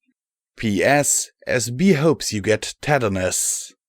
There were a few dozen other correspondences in the terminal, none of which made much sense to me. Then I found the last one. Your Majesty, what is Project Horizons? That's what I'd like to know! I shouted at the terminal and then covered my face in my hoofs. Dawn had given me a snippet, but she told me more about Cognitum than she had about the project that was always tantalizingly out of reach. The terminal beeped. I blinked and stared at the blank screen and a single, flashing cursor. Then an audio file began to play. So, what is the energy output of the Moonstone/Star Metal reaction, Dr. Trottenheimer? Rasped the familiar voice that made my mane creep. I could do the math for you, but it's a ridiculous large number, Goldie. An optimal ratio of 1000 to 1, you're looking at an extreme arcanokinetic reaction. Even using it at a less efficient and more manageable 1-to-1 ratio, it's pretty energetic. So much so that no reactor or generator could maintain it. You'd need to bottle the blast inside some sort of magic field, and even then, it would be tricky. Sorry, but I don't see this becoming an energy alternative for coal in our lifetime. Or any lifetime. A calm and intelligent voice replied. Then there was a pause, and he asked, Are you okay? When was the last time you slept? I sleep when I'm dead. Goldenblood muttered. Oh, so tomorrow then. Given how you look. There was a pause where I could only imagine a glower. Then Trottenheimer suggested, Maybe you should stop working with that star metal. We still don't know if it has a toxic side effect or not. It definitely has some bad vibes coming off it. When Trottenheimer said that, Goldenblood gave a wrenching laugh. Are you okay? Trottenheimer asked again, sounding even more concerned. It's nothing, just bad vibes. It's funny. He coughed and hacked a bit longer before asking, Weapon applications? Trottenheimer let out a long sigh. You knew it was coming. Applications? Practically nil. Oh, don't get me wrong, it'd blow up just fantastically. But the collateral damage would be excessive. If you used 100 kilograms of star metal with 1 kilogram of moonstone, you'd wipe the core off the face of Equestria. 1,000 kilograms of that star metal and you'd take out Cantalot as well. Mega spells are plenty destructive enough and easier to control. Trottenheimer chuckled. Could say we only brought back 2 or 3 kilograms of moon rocks, huh? Then there was another pause. Golden blood? Goldenblood rasped. And if we used, say, 10,000 tons, what then? Oh, are we going for morbid speculation? Well, with that much star metal, we'd probably lose everything from here to Manhattan. There'd be pieces of the capital raining down in Rome. Goldenblood didn't answer for a moment. Then he said in a hiss. I meant 10,000 tons of moonstone at optimal ratio. 10,000? Goldie, I don't think there'd be anything left of Equestria with a reaction that big. Or the zebra lands for that matter. Trottenheimer muttered in shock. The planet would still be here. We'd probably keep the atmosphere and the oceans too. But I doubt there'd be much for survivors beyond that. It'd be equivalent to a geologic event. Dust clouds for years afterwards. Worldwide forest fires. I can't even imagine the arcane after effects of that much energy being released. It would be a weapon with no sane application. Besides, where would you get that much moonstone? Unless you're planning on making a couple 100 trips to the moon, you'd never get that much together. Of course. It was just a thought. Goldenblood muttered. Don't have those thoughts. It scares me when you have thoughts like that. Trottenheimer said, then sighed. You know what? You need to get out of the lab more. You might know your metals, but trust me, the less you work with star metal, the better. Stuff gives me the heebie-jeebies. Give me mega spells any day. Trottenheimer laughed, though it was a little strained. There was silence for a moment, and then Goldenblood rasped. You're a good pony, Trots. No, I'm not. I make spells that can kill thousands. Hundreds of thousands indiscriminately. But do you know what's sad? We don't know how many have died in this war. When we add up pony losses, zebra losses, third-party and neutral casualties, it's already in the millions. You've seen no ponies land around the edges of Huffington. This war will bleed us dry. If the threat of the mega spells were designed for Starfolk and staunch that flow, it'll be worth it. And if they're used and kill everyone? Goldenblood asked in a harsh whisper. Trottenheimer was silent for a moment and then said in a voice of resignation. Well, it's one way to end the war. The recording ended and the 2 young ponies stared at me. What the heck was that, Blackjack? I never heard that recording before. Charity said as she gaped at the terminal. I just sat there, numb. Moonstone and star metal make catastrophic explosions. I'd seen that myself, but I'd never imagined just how big they could be. More than any megaspell or balefire bomb. If he had enough of both, he could destroy all of Equestria. All of the world. I felt numb as I contemplated it. Did Horizons have something to do with what? If I'd been capable of hyperventilating, I'd have passed out right about now. Because I had no difficulty imagining that Goldenblood could. That he might. But did he? Where would he get that much moonstone? I stood and carefully looked around the corners of the room. There. My eyes landed on a camera in a corner. I stared into its lens, a tiny red light beside the optics, as it focused on me. Who was on the other side of that camera? Cognidum? Horse? Dawn? Who was playing these games with me? Was there any kind of arcane science equipment in here? I asked as I stared at the camera. No, it's always been empty, Charity replied as she stared at me in confusion, like she'd never seen me before. There used to be cables and things sticking out of the floor, though. Maybe something got taken out a long time ago? Something involving a way to copy a mind into a machine. Thanks, Charity. I'm glad you showed me this. Charity flushed. Thanks. Just don't talk about it, please. We are target enough because folks think we're weak. I don't want them to know just how much salvage we've collected over the years, especially from the manor. I'd have a huge bounty placed on my head. I knew exactly what she was talking about.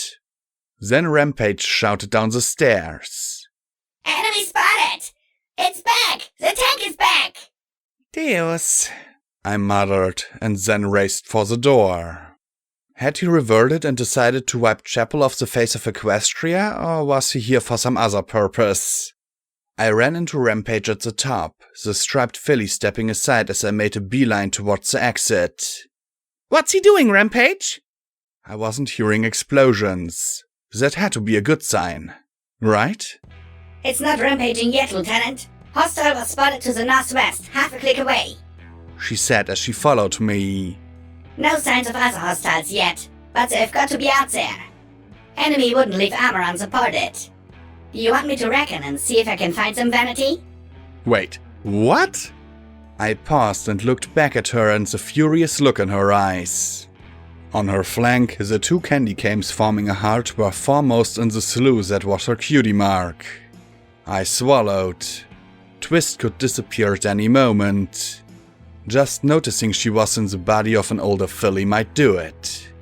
She seemed to think I was vanity. Maybe... One moment, Sergeant. Are you mentally clear and focused on combat? I'd have to be quick and careful. I had two highly unstable marauders to deal with. She hissed in her anger. Damn it, Vanity, I'm fine. I don't need your freaky unicorn magic messing with my head. I'm not Jetstream, I can deal with it. Her entire face twitched with aggravation.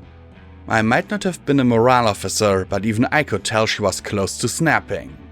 I considered her coolly. I'm not sure I can take that risk, Twist. Let me put them in a memory op for you. You can hold onto it till after the battle. I won't take it. Please don't notice that I was half metal or a mare, or that my mane was the wrong color. Please don't make me bench you for this battle for I told you I'm over what that bastard did to me. Peppermint and I... She snapped, then grit her teeth as she stared into my eyes. See me as Vanity. I'm your friend. I want to help.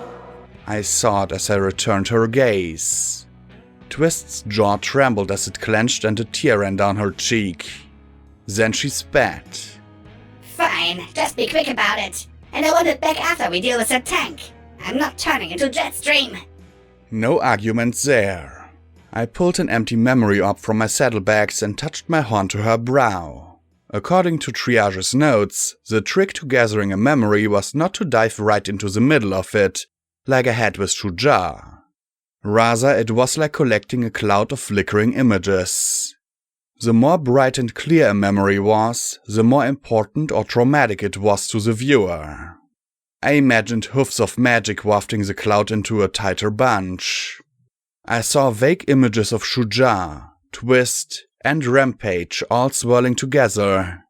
What to get? I couldn't copy it all.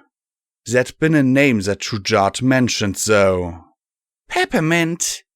I muttered and watched as a portion of her mind bloomed with images. What about Vanity? She muttered weakly. Wait, you're not...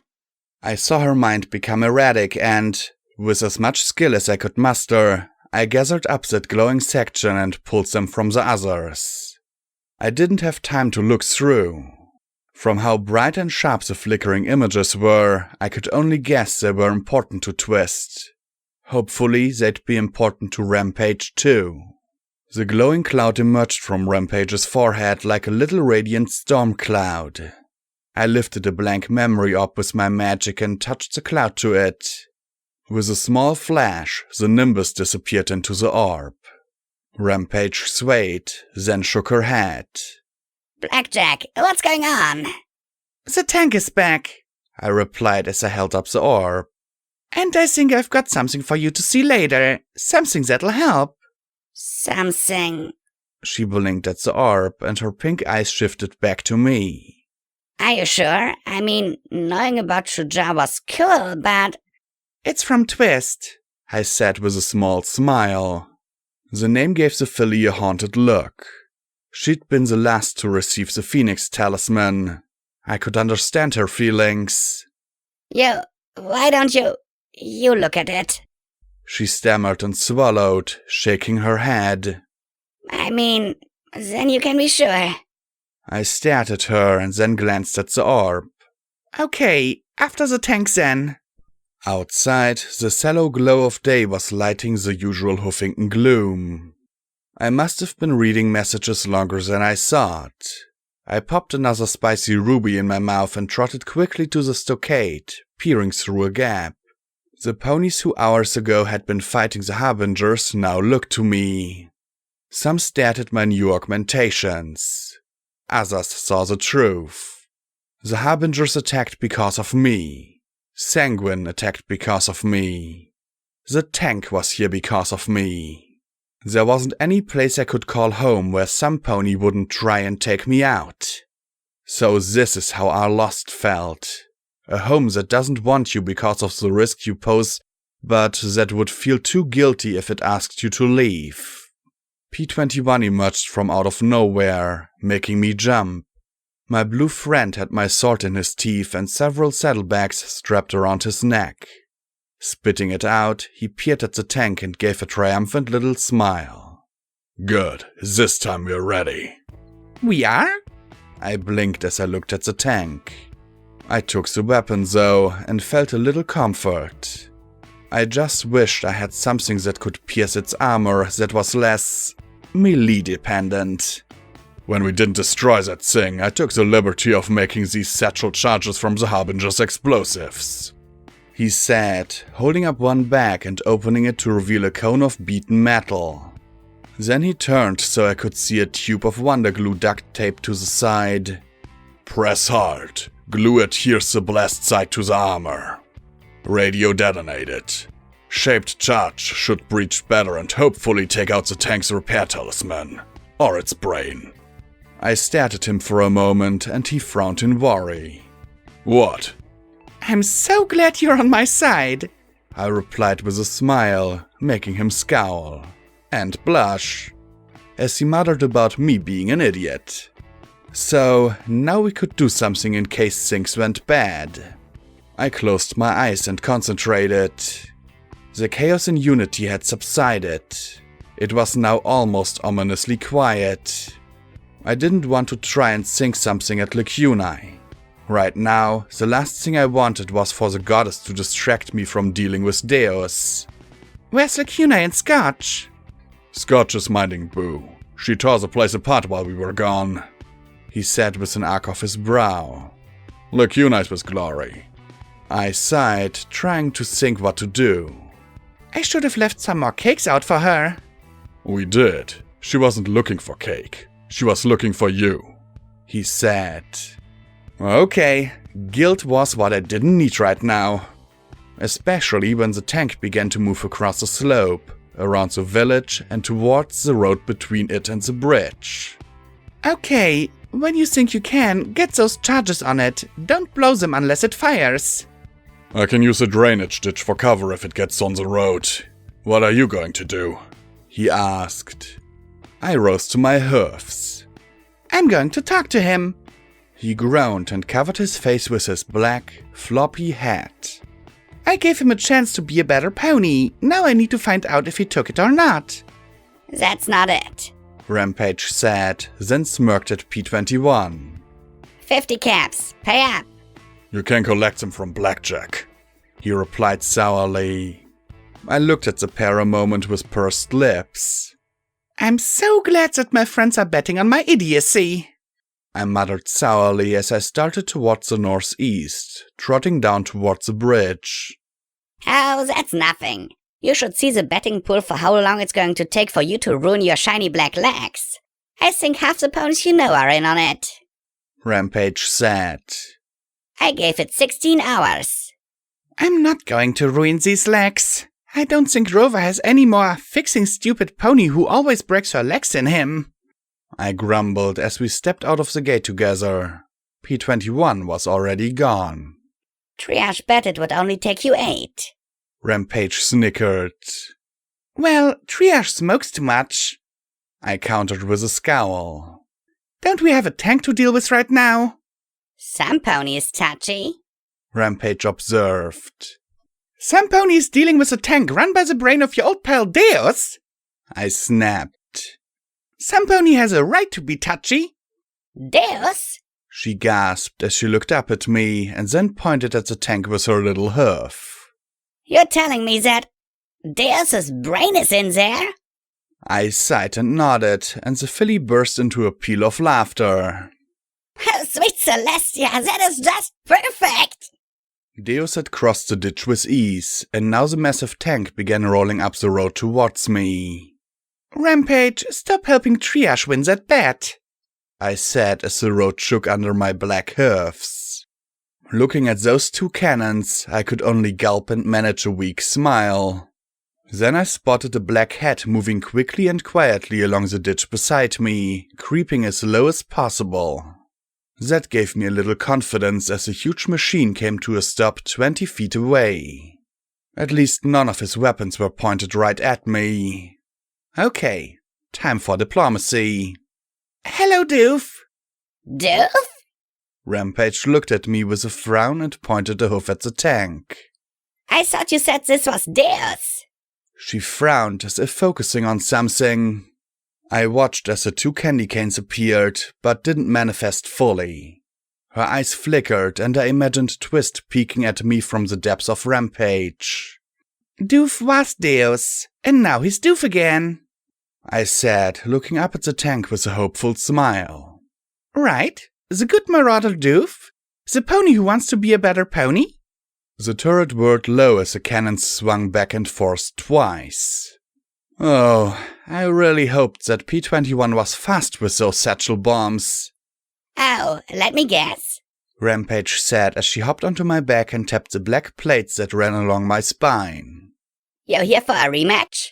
You should watch yourself. Blackjack has all these fancy upgrades. You really shouldn't fight her for, another 8 hours, right? That should put you in the perfect window for a rematch. Rampage, stop trying to win that bet, I said, backing her off and onto the road beside me. The tank let out a rumble and the camera focused on the older filly. Yeah, Deus, that's Rampage. I frowned. Haven't you ever seen her like this? Deus swung his turret back and forth again. Rampage snorted. We don't exactly allow magical disintegration weapons in cage fights. Ruins the suspense and the damn flash fillies would be impossible to live with. Rampage stood and faced Deus again. Big Daddy is going to squirt when he hears about this. He's always going on about having the biggest, baddest fighters in the hoof. Not even Brutus can compete with you now. The engine gave a little rumble. I hoped that was a good sign. So, you're not here to fight me again? I asked. The turrets rose and fell once. Yes you are, or yes you aren't? The tank let out another deep rumble as I raised my hoofs defensively. Okay, I'll take that as a no. The camera focused on me, and I looked at my black armored limbs. I gave him a wan smile. Yeah, Blackjack, new and improved. And a little less me. The engine let out a low growl. Rampage stepped forward again, and I cringed inwardly as she said, You're being awfully quiet. Don't you have a single cunt for me? Come on, that tank has to be wired with loudspeakers or something. Deus let out a deeper growl of the engine and shook his turret. No, you aren't, or no, you've suddenly embraced a whole new appreciation of femininity. I took several steps away from her to the side and spotted P-21 peeking at me from behind the tank. He smiled, gave a small nod, and disappeared behind it completely. Rampage, I'm not going to blame Deus for shooting you. Stop being like brass. The engine growled once more, but softer. Slowly, I moved in front of him again. Is it because you can't talk? Did they do something to you? The cannons rose and fell once. Rampage whistled long and low. I guess that's Dawn's equivalent to washing a pony's mouth out with soap. The engine growled again, lower and more ominous. So, you're not here to fight me. What are you here for? I asked as I looked up at the vehicle. He didn't growl his engine or shake his turret or anything. Are you here to help me? No answer. Help Chapel?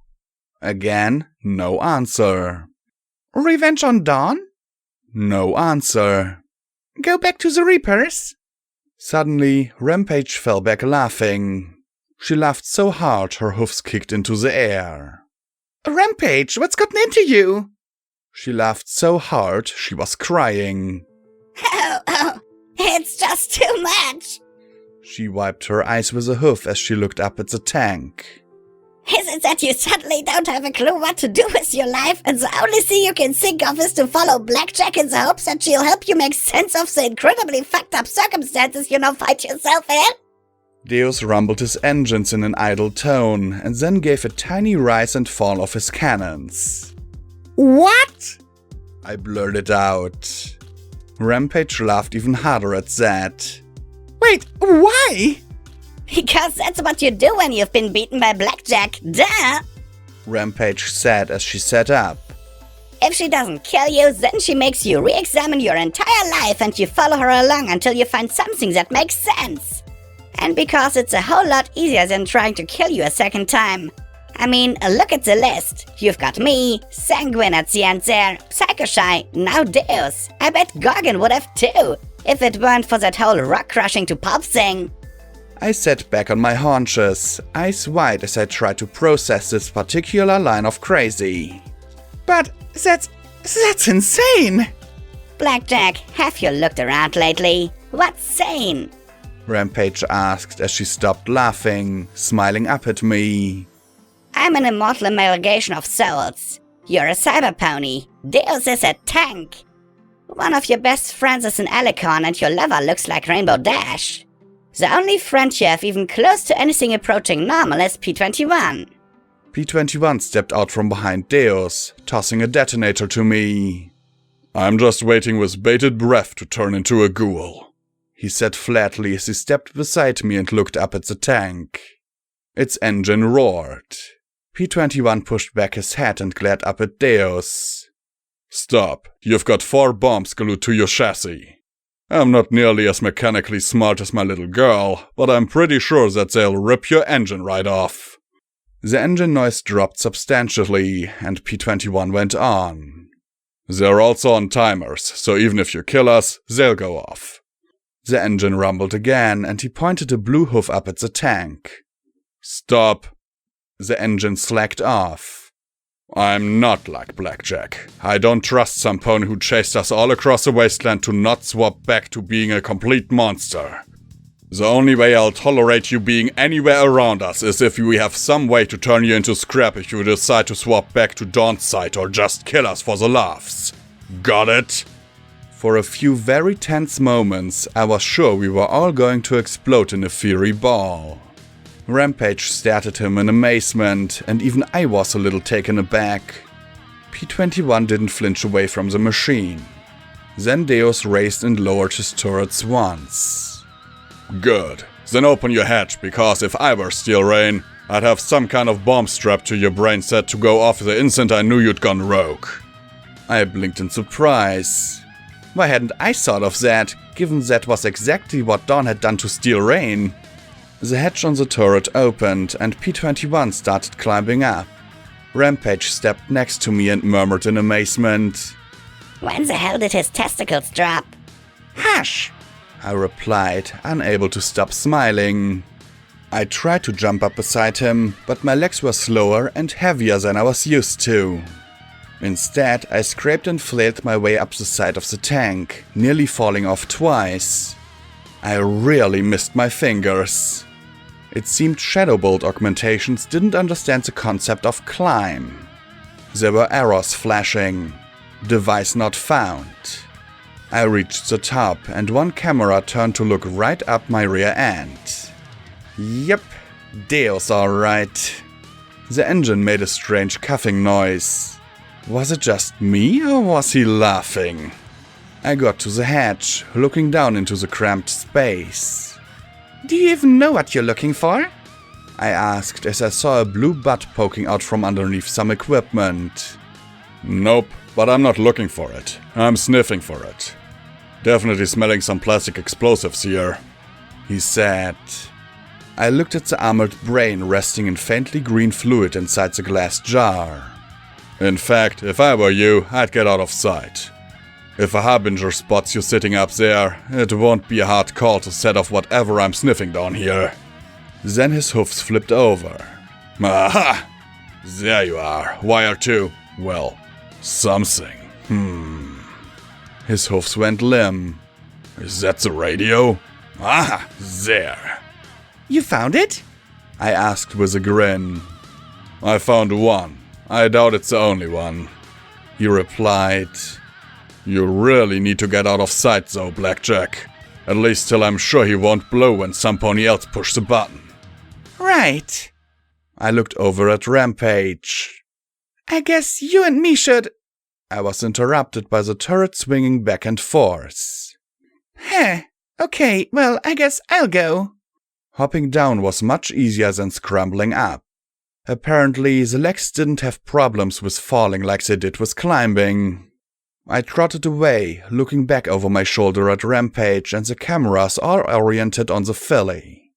Deus was interested in Rampage? Okay, it's official. The wasteland is stark raving mad, I said flatly as I trotted up the grassy slope towards Star House. I whirled around and looked, waiting for the dealer or the goddess to make an appearance, but neither did. Well, that's vaguely disappointing, I muttered as I continued up to the house. It was still battered from the party. Had that really been just hours ago? It felt like months. Inside, I spotted Scotch Tape laying on her side with Boo, snoring up a storm. The inside was even more thrashed than we'd left it. Then Boo popped her head up from behind Scotch Tape. She looked right at me, but rather than charge, she crept over the sleeping filly and looked at me with her pale eyes. She looked wary, even scared as she shied left and right. Hey, Boo, it's alright, it's me. But she didn't look reassured. If anything, she seemed more worried, ears hanging and eyes downcast. What was the matter? Was she sick? Injured? Was there something wrong with her cloned body? No, nothing I could see. Then I looked into the worry in her eyes. It wasn't her. It was me. But what had I done? No. I sighed and closed my eyes. Damn it. I haven't been treating you very good since Hippocratic, have I, Boo? I'd left her to go galviating across the heath, then come back only to leave her behind again. I really was a self-centered nag, wasn't I? Gently, I reached out and stroked her white mane. It was growing a bit long, partially concealing her white eyes behind milky bangs. I pulled her close and held her, rubbing her spine. I could still nuzzle her as well as I ever could. Boo relaxed a little bit and nuzzled me in return. I'll try not to leave you behind again if I can help it, okay? It was a risk. I couldn't see her surviving a place like Hightower. But leaving her behind just meant a different kind of hurt. Just try not to let yourself get hurt, okay? I didn't know if she understood what I was asking of her.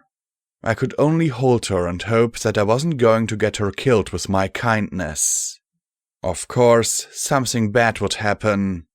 The steel that was consuming my body one upgrade at a time was testament to that. But I could hope. She rested her head on my side and huffed softly. As carefully as I could, I stroked her mane with my hoof. It'd been a while since I slept. Maybe just a short nap.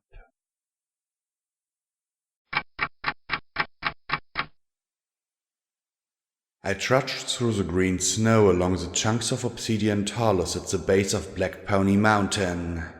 The Hoofington Basin was quiet. No rain nor falling snow marred the clear air. As far as I could see, green drifts of snow blanketed the land. You could almost imagine that it was a calm, heartwarming Eve day. Then I passed frozen earth pony corpses in the snow and was reminded that this was anything but. Nothing useful on any of them. I had worked my way through half of my radiation supplies. The goods I'd pilfered from the hospital were running low, and I needed to find more. Huffington Memorial was south of me. I could take what I needed from there. Right now, I needed to check in. The only problem was that the EBS had fallen almost as silent as the snow. There were a few desperate sobs from the west, some pony in the Manhattan MAS hub trying futilely to get some kind of organization effort going. The military channels had fared even worse. There was machine chatter, but it wasn't anything I could access. Every channel was either destroyed, locked down, or useless. Since I couldn't do so remotely, I only had one choice. Report in person. I continued to pick my way up the talus. The radiation clicked slowly away, my black riot armor providing slight protection as I ascended towards the eastern side of the mountain. It'd been only a few weeks since the bombs fell, but I still had my duty to perform. I still had to earn my forgiveness. Finally, I pulled my way up onto a flat shell of land between the obsidian crag and the eastern mountains. The shelf was littered with a dozen sky carriages, some of them large passenger affairs and others small, expensive personal craft.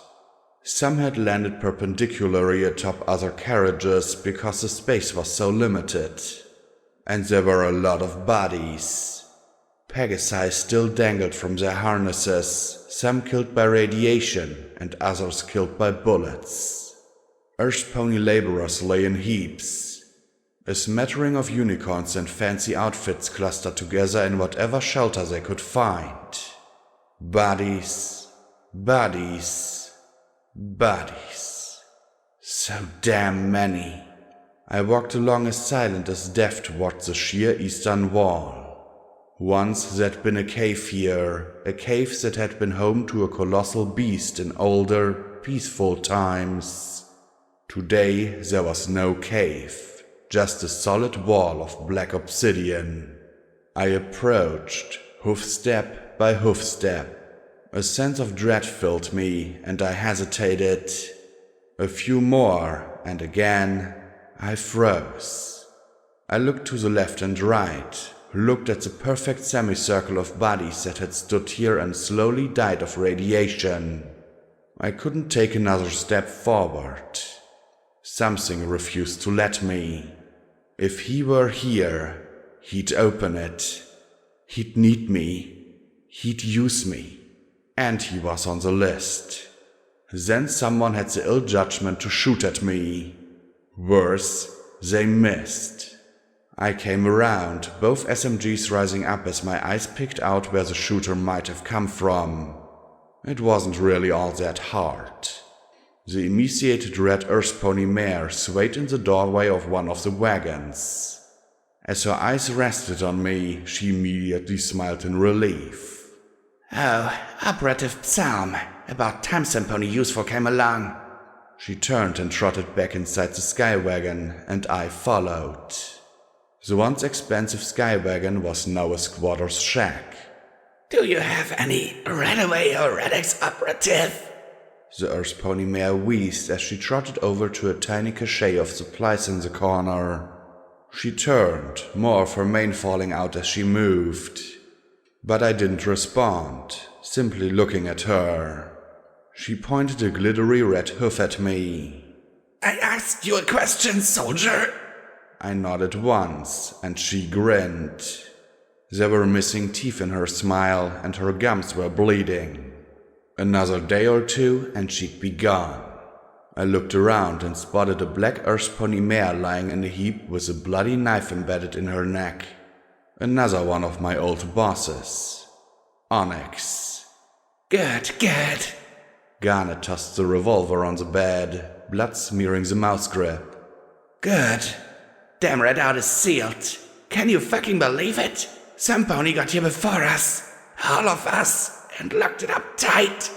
She rubbed her face, beads of sweat on her brow. I just knew that eventually some pony who could get inside would come along. Is Luna in there? I asked in a low, tense voice. Luna? Garnet cackled. Luna's corpse is in Canterlot. Celestia too. All of Equestria is dead. Fuck Luna. The red mare said as she slumped. I was supposed to be a part of the new order. Richer than fucking Filthy himself. She looked over at a brown stallion in the snow. Fucker wouldn't shut up about his kid. Can you believe that? We're all fucking dying and he wanted to run off to the far side of the country to get her. We have confirmed death for all the party pooper targets. I asked in strange reasonableness, and Garnet gave a bloody grimace. Cloudsdale is vaporized, and that was the last place Dash was spotted. I think we got her. Mary Pony was balefired too, but it's still standing. Any pony's guess if Twilight survived. If it was standing, she had. Rarity and Fluttershy corpses in Canterlot. You killed Pinky. She rubbed her chin a moment. Applejack might have made it to Stable 2 in Ponyville. She stared at the bloody spittle on the chipped, glittery hoof. I need that fucking Redaway operative, she said, a touch weakly. I ignored her request. Where's the director? I asked slowly. Keep calm, just like when shooting. I had to stay calm and centered. I had to. Who the fuck do you think is in there? She glowered at me, pointing at the wall with a chipped ruby hoof. He buttoned it up tight. He's got everything in there, the whole facility to himself. Probably his fucking robot too. Then she grinned her ghastly bloody grin. But now that you're here, you can get in there. You can get me inside, right? You have a code, or password, or something. That's all I want. She panted in desperation as I just looked at her, and she asked in exasperation, What? Do you want money? She kicked open a suitcase, scooped up 2 great big hoofful of bits and held them up to me. I've got money. There was so much damn money we scammed off those aristocrat jackasses. Kingpin paid a mint to get in too. CEOs and other business leaders. Fuckers all came here actually thinking they'd get in. Her bloodshot eyes twitched as she grinned hopefully, then her grin sagged, along with her forelegs. Gold coins bounced and tinkled around her hoofs. She rubbed her face with her hoof, muttering to herself, I thought we'd get in. You're sure that horse is inside? She narrowed her feverish eyes. No, I'm not fucking sure. But unless Sapphire told Rainbow Dash or Emerald told Twilight, he's the only pony with the authority to access the redoubt. She coughed and retched, bringing up bile over her glittery red hoofs. Now pass me some Red X operative. No, I replied, turning to go. What? Garnet gasped. I still need to finish the mission. Luna gave the order. I must carry it out. I said simply, I'll need all my radiological supplies to do so. Give it to me or I'll take it off your corpse! I stopped and just looked at her as she trembled, then swept up the gun in her mouth and fired again. And again. And again. The 32 caliber rounds thumped against my barding but didn't penetrate. Then the revolver started to click. She shook, pink tears running down her cheeks as the gun slipped from her mouth, taking 2 more teeth with it. Please, help me. Helping you doesn't earn me forgiveness. I will serve Luna and earn forgiveness, and her last order was to carry out Party Pooper. I can confirm 2 kills. I suppose I'll have to confirm the rest. I said, readying myself for the long walk to Mirai Pony. Then I'd have to use every StableTech access code I had to clear out that Ponyville stable. Difficult, but doable. You stupid cunt! Luna didn't give that order. I did! And you killed for me! You stupid damn bitch! She cackled as she pointed her hoof at me. I stared at her. Liar. Only Luna could give that order, I said weakly. Only Luna would. You unbelievably dumb shit! Garnet roared with laughter. Did it ever occur to you that there were fucks who benefited from everyone dying? She pointed a hoof at me. Golden Blood had it set from the start. When the war ended, you, me, True Blood, we'd all be brought up on fucking war crimes. War crimes! Fuck that! She swung her emaciated hoofs wide as she grinned ghoulishly. Soon as Horse found out, I knew I wasn't going to let that fucking happen. So I gave the order, right when we were certain clusterfuck apocalypse was going to hit. We sent out hit squads to kill every last person even vaguely connected to the OIA or its projects. No pony would know about the Redout. We'd live like fucking gods. I see, I murmured. I bowed my head and clasped my hoofs. Forgive me, Luna, for I have taken the life of another. But the words gave no comfort, no absolution of my sins. I was damned, and not even Luna could save me. You'll never be forgiven. I know who you killed. I lifted one of the SMGs at her, cackling bloody maw. She grinned her bloody smile, ready to eat a bullet. Come on, finish me! Finish me, you killing fuck! She screamed as she threw her hoofs wide. You've killed fucking thousands one by one for your fucking goddess! Kill me! But I didn't. Instead, my magic reached out and took the knife that'd been stuck in Onyx. Her grin disappeared as I flicked the blood of it and tucked it in my belt. Then I turned and stepped out into the snow. You should have saved one of those bullets for yourself. Garnet hobbled to the entrance after me. No! Come back here! Kill me, you cunt! You whore! Murderer! We killed every pony! Kill me! She screamed after me. I never looked back as I heard her bloody, choking sob. Please! Kill me too!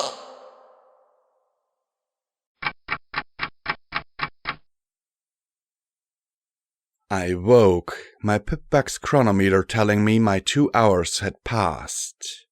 Boo snuggled against me, snoozing as well. I smiled and nuzzled her mane. She smelled like cherry filling. Then I glanced up at Glory, watching me with an odd look on her face as she sat before me. My cheeks reddened and I swallowed, looking aside. I didn't do anything, I muttered. How long had she been watching me sleep? Was she ticked I'd slept here rather than going up to her? I know you didn't, she said as she moved up to my other side and curled up against me with a sigh. The question is, would you like to? She wasn't asking if she planned on throwing me into more walls, but there were still little alarms going off in my head. As if sensing my trepidation, Glory smiled a little. I'm not going to be mad. I just wanted to know if you'd like to or not. I glanced at the snoozing blank, then back at her. No? At least, not unless she suddenly told me she wanted to do something like that with me. And you were okay with it. I mean, if you're asking me on a purely physical level, then... But I trailed off as she sighed. Sorry. It's something you can't really help, Blackjack. You are who you are, she replied as she leaned against me. I'm understanding that a little more now. I guess the question is, am I okay with it? And I really don't know. You seemed really okay earlier, I muttered with a rueful smile. Biter, I added and watched her blush and smile. That was relief sex, Blackjack. I claim temporary insanity, she muttered, then sighed. I don't want to be left out of your life, because then I'll have nothing. But staying with you is hard. It's not your fault. You just have stuff happen to you. But it's still hard, and it hurts. She closed her eyes and lay against me. Just don't Don't leave me out. Whatever happens, don't leave me out or leave me behind. Please. I won't, I murmured and kissed her closed eyes, drawing a smile and sigh from her lips. She nuzzled me and drifted off to sleep. With a blanket of mares, maybe the dreams would be better.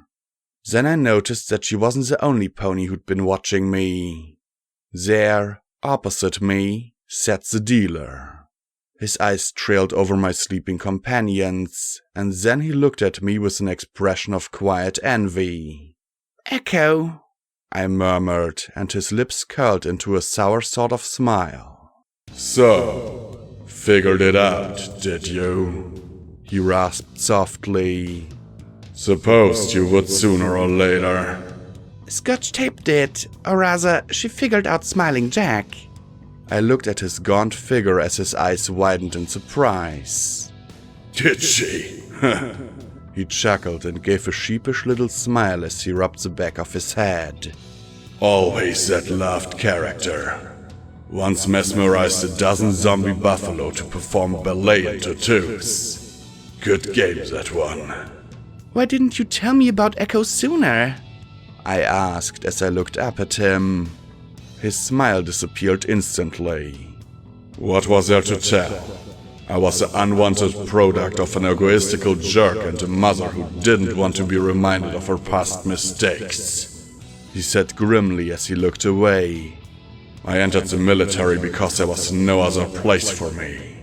There never was. I was a pony who wasn't there. But you saw... I began, but then he snapped and threw his head to the ground. Of course I saw! He snapped and then laughed bitterly. I was the pony who saw it all. The good times, the bad times. I called them in, recorded them down. I saw Big Macintosh die. I called in the medics who took Stonewing away. Watched Jetstream lose it on the battlefield. Saw Doof become a criminal. Vanity eaten up by regret. Twist turn into an emotional scarred husk. Apple's neck consumed by bitterness. Psalm by sin. I watched it all, and I did nothing to stop it. I was a witness. The one who knew where the bodies were being buried, but who never blew the whistle. The one who overheard all the dirty secrets, but was too gutless to bring them to light. The one who knew my friend's pain, but was too cowardly to raise a hoof to help. As I watched, the sallow white stallion transformed into a buttery yellow one with brown hair in short and shaggy profusion around his shoulders. Why in Equestria would I want to tell you about Echo? The pony who did nothing while he watched the world explode around him. He scooped up his hat and put it back on, reverting back to the dealer, his lips in a harsh frown. Smiling Jack was the bitterest, angriest, nastiest pony in the wasteland, and he was 1,000 times better than Echo ever was. I stared at him quietly for an instant. What happened to all of you? I murmured. He turned away, and for a moment I was certain he was going to leave again. But then he whispered, "Stars." Excuse me? It's stupid. It's just something I've thought about. He looked back at me over his shoulder. It was right after training. We'd finished basic and it was nightmare night and every pony was in a mood to celebrate. Twist wanted to go to a carnival being held right where Chapel is today, before the graveyard was there. Bit by bit, we all agreed. Psalm took me along because she took pity on me. He sighed and shook his head with a sad little smile. That was a good night. I actually felt like I had friends for the first time ever.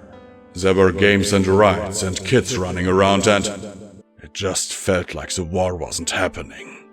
Everyone was having a wonderful time. He shook his head again as he lowered it. Then Twist saw the damned fortune teller. Fortune teller? I asked with a frown. An old zebra had a tent. Strange old guy. Had tattoos all over his face. His tent had bizarre, leering masks and creepy herbs and specimens in bottles. The kind of zebra that would have been snapped up by the MOM had he been found a few years later. Maybe he was. Asked us if we wanted to know our fate. He snorted and shook his head. Of course, we did. He sighed and looked mournfully at me. He said we'd all die ignoble death on the muddy battlefield within a year. I winced. Ouch. Needless to say, none of us liked that. But then the old codger asked us if we wanted to change our fate. He said there was a way for all of us to be heroes. The greatest heroes in the whole war, so long as we were true to each other. So long as we never, ever broke fellowship with each other. He hissed slowly through his teeth. What can I say? Friendship, fame, heroism. The catch? I asked with a sympathetic smile. He shook his head and looked at me. The first to break the fellowship would die, and they would receive the most merciful death at that. The rest of us would wish we'd been the first to break, if we were not true to each other. And you accepted? How could they not? We did. Partially out of pride and partly out of a wish to laugh at the zebra's predictions. But then he got out this book, this horrible black book. And suddenly it wasn't so funny. He called on the stars to change our fates and curse us if one was false to the others. There was a hum and green spiraling things an earth pony can't really explain. He shook his head. When the light show ended, the zebra was gone. The tent was completely bare, save for a few empty crates. He sighed once more and then gave a little smile. What was amazing was, it worked. The next day, we were all assigned to a special combined task force. Experimental, 3 pony kinds working as a special squad. And it was amazing. He finished with a wistful look. We were amazing. We did things that no pony thought was possible. Things we didn't think possible. And there was fame and glory. Most of us never talked about that night, but I thought about it. We were going to be friends, loyal and true forever and ever. Then Stonewing fell in battle and we wondered. Oh, never out loud. But there were looks, questions. Had he been untrue? Had he broken the fellowship? He sighed as he dropped his head. We didn't know that he was being held in a hospital in critical condition. Some paperwork error. And then... He raised his eyes to mine. Then Big Macintosh said he'd had enough. He said he'd met a mayor and it was time to settle down. He'd figured he'd done his share for Equestria and didn't believe in zebra curses. He wanted to raise a family. Said family was the most important thing of all. He'd stay for one last critical mission. Protecting Princess Celestia at a peace summit. He figured that once the meeting was done, there wouldn't be need for marauders. Then he died, I said quietly. Oh, not just a death, Dealer snapped. A hero's death. Princess Luna turned it into a rallying cry. Another escalation in the war. A sign we had to fight harder, do better to defeat our foes. The next day, Psalm disappears. A few weeks later, Doof rapes Twist. A month later, Applesnack gets reassigned to babysit zebras. A few months after that, Jetstream snaps. Then Vanity walks away. Twist takes the enemy as her lover, and me was left all alone. Picked up by Goldenblood out of... I don't know. Pity, I suppose. I thought of that moment out on Star Point. Before I'd found out about gardens and taint and everything. Had my fate been changed there? Had I been supposed to die with a bullet through my head beside Marigold's bones? Cursed to become the thing I was now? It was a chilling thought. I'm sorry, I just don't know what to say. Stars and zebra curses. Sakashi said the stars were powerful, fickle, and dangerous. But I don't know if they can actually do things like that. I muttered, looking at the stars on the beams overhead. I can't imagine they do. Every Colt and filly wished on stars back when you could see them. I did. He said softly, hanging his head a little. He looked so glum that I wished I could give him a hug. Instead, I did the next best thing. So, tell me more about the adventures of Smiling Jack. A smile curled in the corner of his mouth. After an hour of Dila regaling me with stories about hunting down bank robbers across the desert, dealing with spirit-summoning shamans, being forced to dress in drag to infiltrate a monastery, fighting hordes of zombies, and something called an epic botch that apparently turned Jack into a kumquat, Dila returned to wherever he went when he wasn't feeling chatty. I'd have to go soon and check up on P21 and Deus. There was just something that was bothering me as I lay here nice and quiet. It was too quiet. Particularly in my head. I hadn't heard a peep since the riot inside the goddess ended. The stillness was unsettling and unnerving. Was the goddess just silently watching in the back of my mind, or was she away plotting something? So far, I'd only listened to Unity and talked at lacunae. I'd never actually tried to go into the hive consciousness. Part of it was that I didn't know how, but another wondered what would happen if I did try and push that connection. Would I be sucked in forever? Could the goddess control my body while I was in there? Was it even possible? Hell. It wasn't the first time I'd ever done something completely clueless and heedless of the risks. I thought about the memory magic I'd done with Rampage and what I'd read in Triage's books. I wasn't a smart pony, but I wasn't as stupid as I used to be. Memory spells shared memories, and the goddess was like a massive memory orb filled with countless recollections and souls. She was just able to control where those memories went. If I thought about the goddess as a collection of memories, maybe I could go into the same way as I entered Rampage's thoughts. I visualized that part in the back of my mind where I talked to lacunae and the goddess spoke to me as a pool of water filled with countless glowing clouds of memory. Instead of trying to pull them to me, I pushed myself into that pool, just as I had with Shuja. Slowly, the world around me faded to black as I struggled deeper and deeper into that pool. Swimming was a pretty alien concept to me, so I settled with sinking. Sinking I could handle. Then I heard it. The faintest whispers in the dark. First one or two, then a small crowd, then a steady stream of barely audible comments. She has it. She's out. She's coming. Coming soon. She is bringing it. Bringing it to us. The book. She has a book. I didn't know who she was. More chilling were the comments after that. We must kill her. No, we must reward her. One of us. One of us. I tried not to pay attention to whispers. I needed to find the big echo in charge of them all. Mentally, I sank deeper. My body was left behind. An unnerving sensation. It was exactly how I'd felt after escaping Hightower. A feeling of letting go. Then I heard the voice and saw the distant blue glow.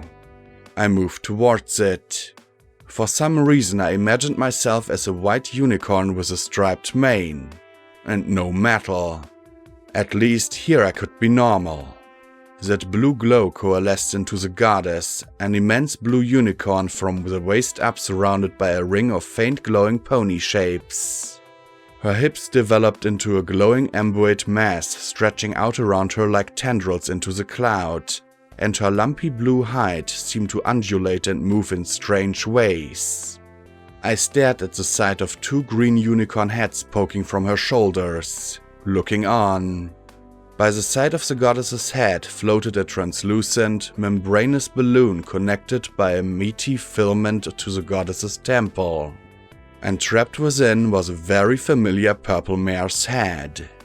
In front of the goddess were hundreds of windows, like terminal screens. In them I could see images all across Equestria. Most of them were scenes of the wasteland.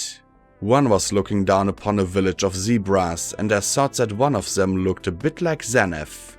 Of course, they all looked kinda similar. Then I spotted Calamity. There was no missing that head. It was like P-21's, and there just couldn't be another Pegasus with one like it in the wasteland.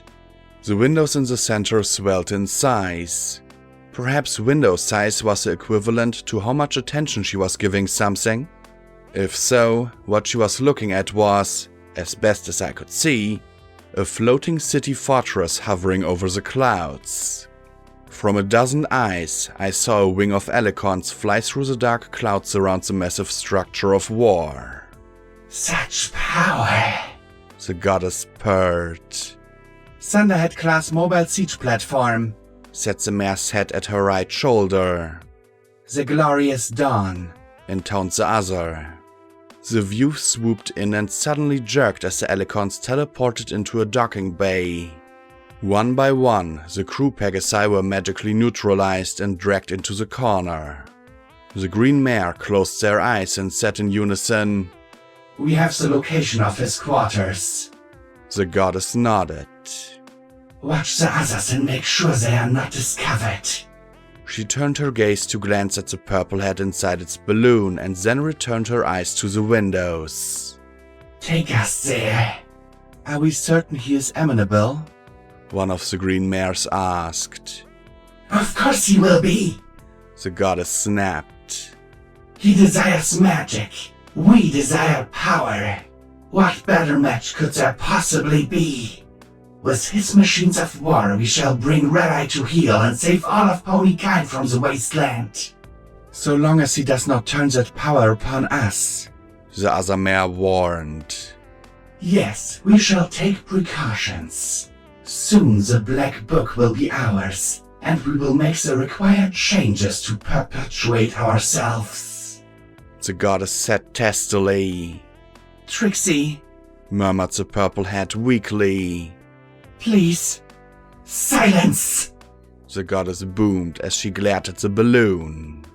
"You tried it your way. You failed. I acknowledged when you were right about me. Why can you not accept that this is the way it must be? Why must you perpetually insist on another way? After 200 years of trying, only force has been proven to work. What kind of scientist continues to use a flawed method?" The goddess stared at the windows as the purple head hung in shame. "No more missionaries, Twilight. No more trying to work with ponies like Red-Eye. We must control the situation, not let it control us." She glared at the windows a moment. "Go!" Half the windows flickered as they jumped into a sumptuously decorated office. The walls were festooned with weapons, Pegasus uniforms, flags, and maps. The dusky Pegasus I'd seen before at the Rainbow Dash skyport now sat behind a desk, scowling at a chart. 2 guards stood by with bored looks on their faces. Those bored looks turned to astonishment as magic bolts slammed into them and dropped them in heaps on the floor. Harbinger drew a strange, ominous-looking beam pistol as he crouched behind the desk. There was something familiar about it, but I wasn't precisely sure where I had seen it before. "Peace!" the goddess thundered. "The goddess has not come to do battle. Your soldiers are merely stunned, not slain." Slowly, Harbinger rose up from behind the desk as one window slowly advanced upon him. "The goddess has come to parley with the Grand Pegasus Enclave." After a moment, he dropped the pistol on the desktop. Brown wind. It's true. He said as he slowly rose to his hoofs. You really do exist. He narrowed his eyes a bit. I expected an assassination attempt from Red Eye's Alicorns before now. He has to suspect we're moving against him. Indeed, but the goddess does not serve Red Eye. He has abused the goddess's trust, and so we seek a new partner. A better partner. And who better to rule this world with the goddess of Equestria than the Lord of the Sky?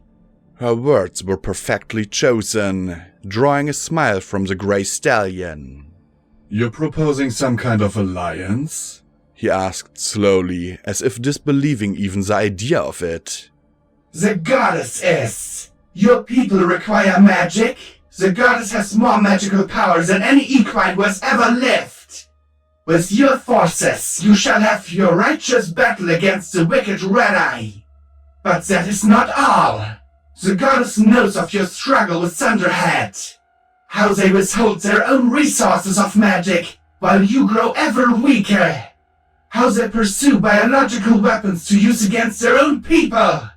Their evil is intolerable even to the goddess. Once Red Eye is chastised, the goddess will aid you in delivering a punishment befitting such treachery. Okay, this was rapidly approaching a level of nightmare even I was having trouble handling. Well, that's an interesting proposition. Very interesting. But you know that saying about things that are too good to be true? He said with a glare. What's the catch? No catch, no tricks. Together we shall bring peace and order to Equestria. You wish the skies? Keep them with the goddess's blessing. The goddess's children all rule below and bring salvation to all ponies trapped in the wasteland. The goddess shall provide your enclaves the means to control not just the skies of Equestria, but of the entire world. And in return, all the world shall be united and saved. But that was a lie, and I knew it. Zebras, griffins, and ghouls couldn't be turned into alicorns. But looking into the office, I could see the naked appeal in Harbinger's eyes. Still, he wasn't entirely sold. How do I know this isn't a trick? Perhaps an attempt to get me out in the open? Look upon your neutralized guards. Had the goddess wished your head, you would be so. Our offer is made in good faith, Harbinger. The goddess seeks your assistance, not your demise. He clearly seemed to be considering it. Finally, his lips twisted sourly. It's not exclusively up to me. The council will want to debate. He said the word like it was a curse. The goddess chuckled. You know the value of spectacle better than most, High General. There will be no need of debate when you arrive with a wing of goddesses' children with you. Your people shall fall in line and excuse your audacity when all the goddesses' gifts are presented. New talismans. Fresh materials to make new weapons of war. The strength of your people restored. Come to the home of the goddess. Bring your cameras so that all can see the glory of the goddess. Thus shall our alliance be made fact for all to see. Harbinger glared at her, but his eyes danced with a potential hope. He desires, whispered the two heads. Of course he does. The goddess chuckled. We're speaking the same language. Power. Harbinger finally said with a little smile. I'll reflect on your generous offer, goddess. He shall accept, the green left head said. He only needs to get his plots together, the right green head murmured. Then he shall come. Of course, High General. The goddess looks forward to our alliance. Together we shall bring peace and order. But we urge haste in your decision, lest the goddess be forced to act without you. Of course, he said with a little smile. Returning, the goddess said with a cackle, and the windows aboard the siege platform disappeared and were replaced by images of clouds. Okay, I had to do something. I had to tell some pony. I needed to... Twilight Sparkle was looking at me. The old mare's head seemed so terribly tired and sad as she looked on. Yet even as I looked, the corner of her mouth turned in the saddest smile. Then she mouthed a word within that diaphanous balloon. Run.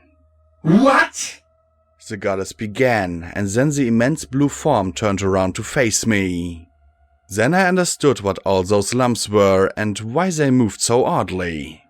It was a body made of eyeless pony faces, a thing that could have been burst in horizon lapse. Her periwinkle eyes widened as they looked down at me, then narrowed in an enraged glare. You! Shit! Out! Awaken! Leave! Vacate! I struggled to pull myself out of this void and back to myself. Maybe if I got into myself, I could warn someone. Spike! I could tell him. He'd warn Homage. He could tell every pony. The Enclave and Goddess, together? It had to be stopped. I felt myself pulling out, but too slowly, far too slowly. Her immense hoofs reached out and caught me. Sneaky, sneaky Blackjack. I look forward to having you fully within Unity. And that day shall come soon. Very soon. Her lips curled wider as her eyes narrowed. In the meantime, let me repay some of the annoyance your lineage has cost me. She pulled me towards her gargantuan maw, filled with countless babbling pony heads and an infinite number of teeth.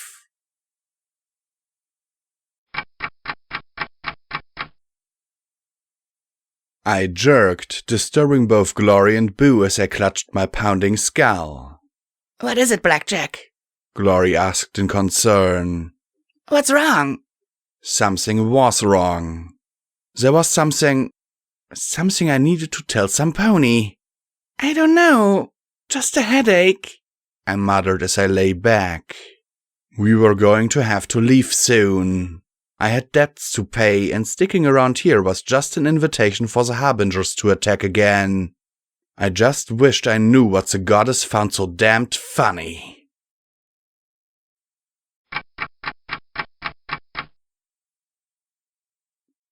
Footnote: maximum level reached.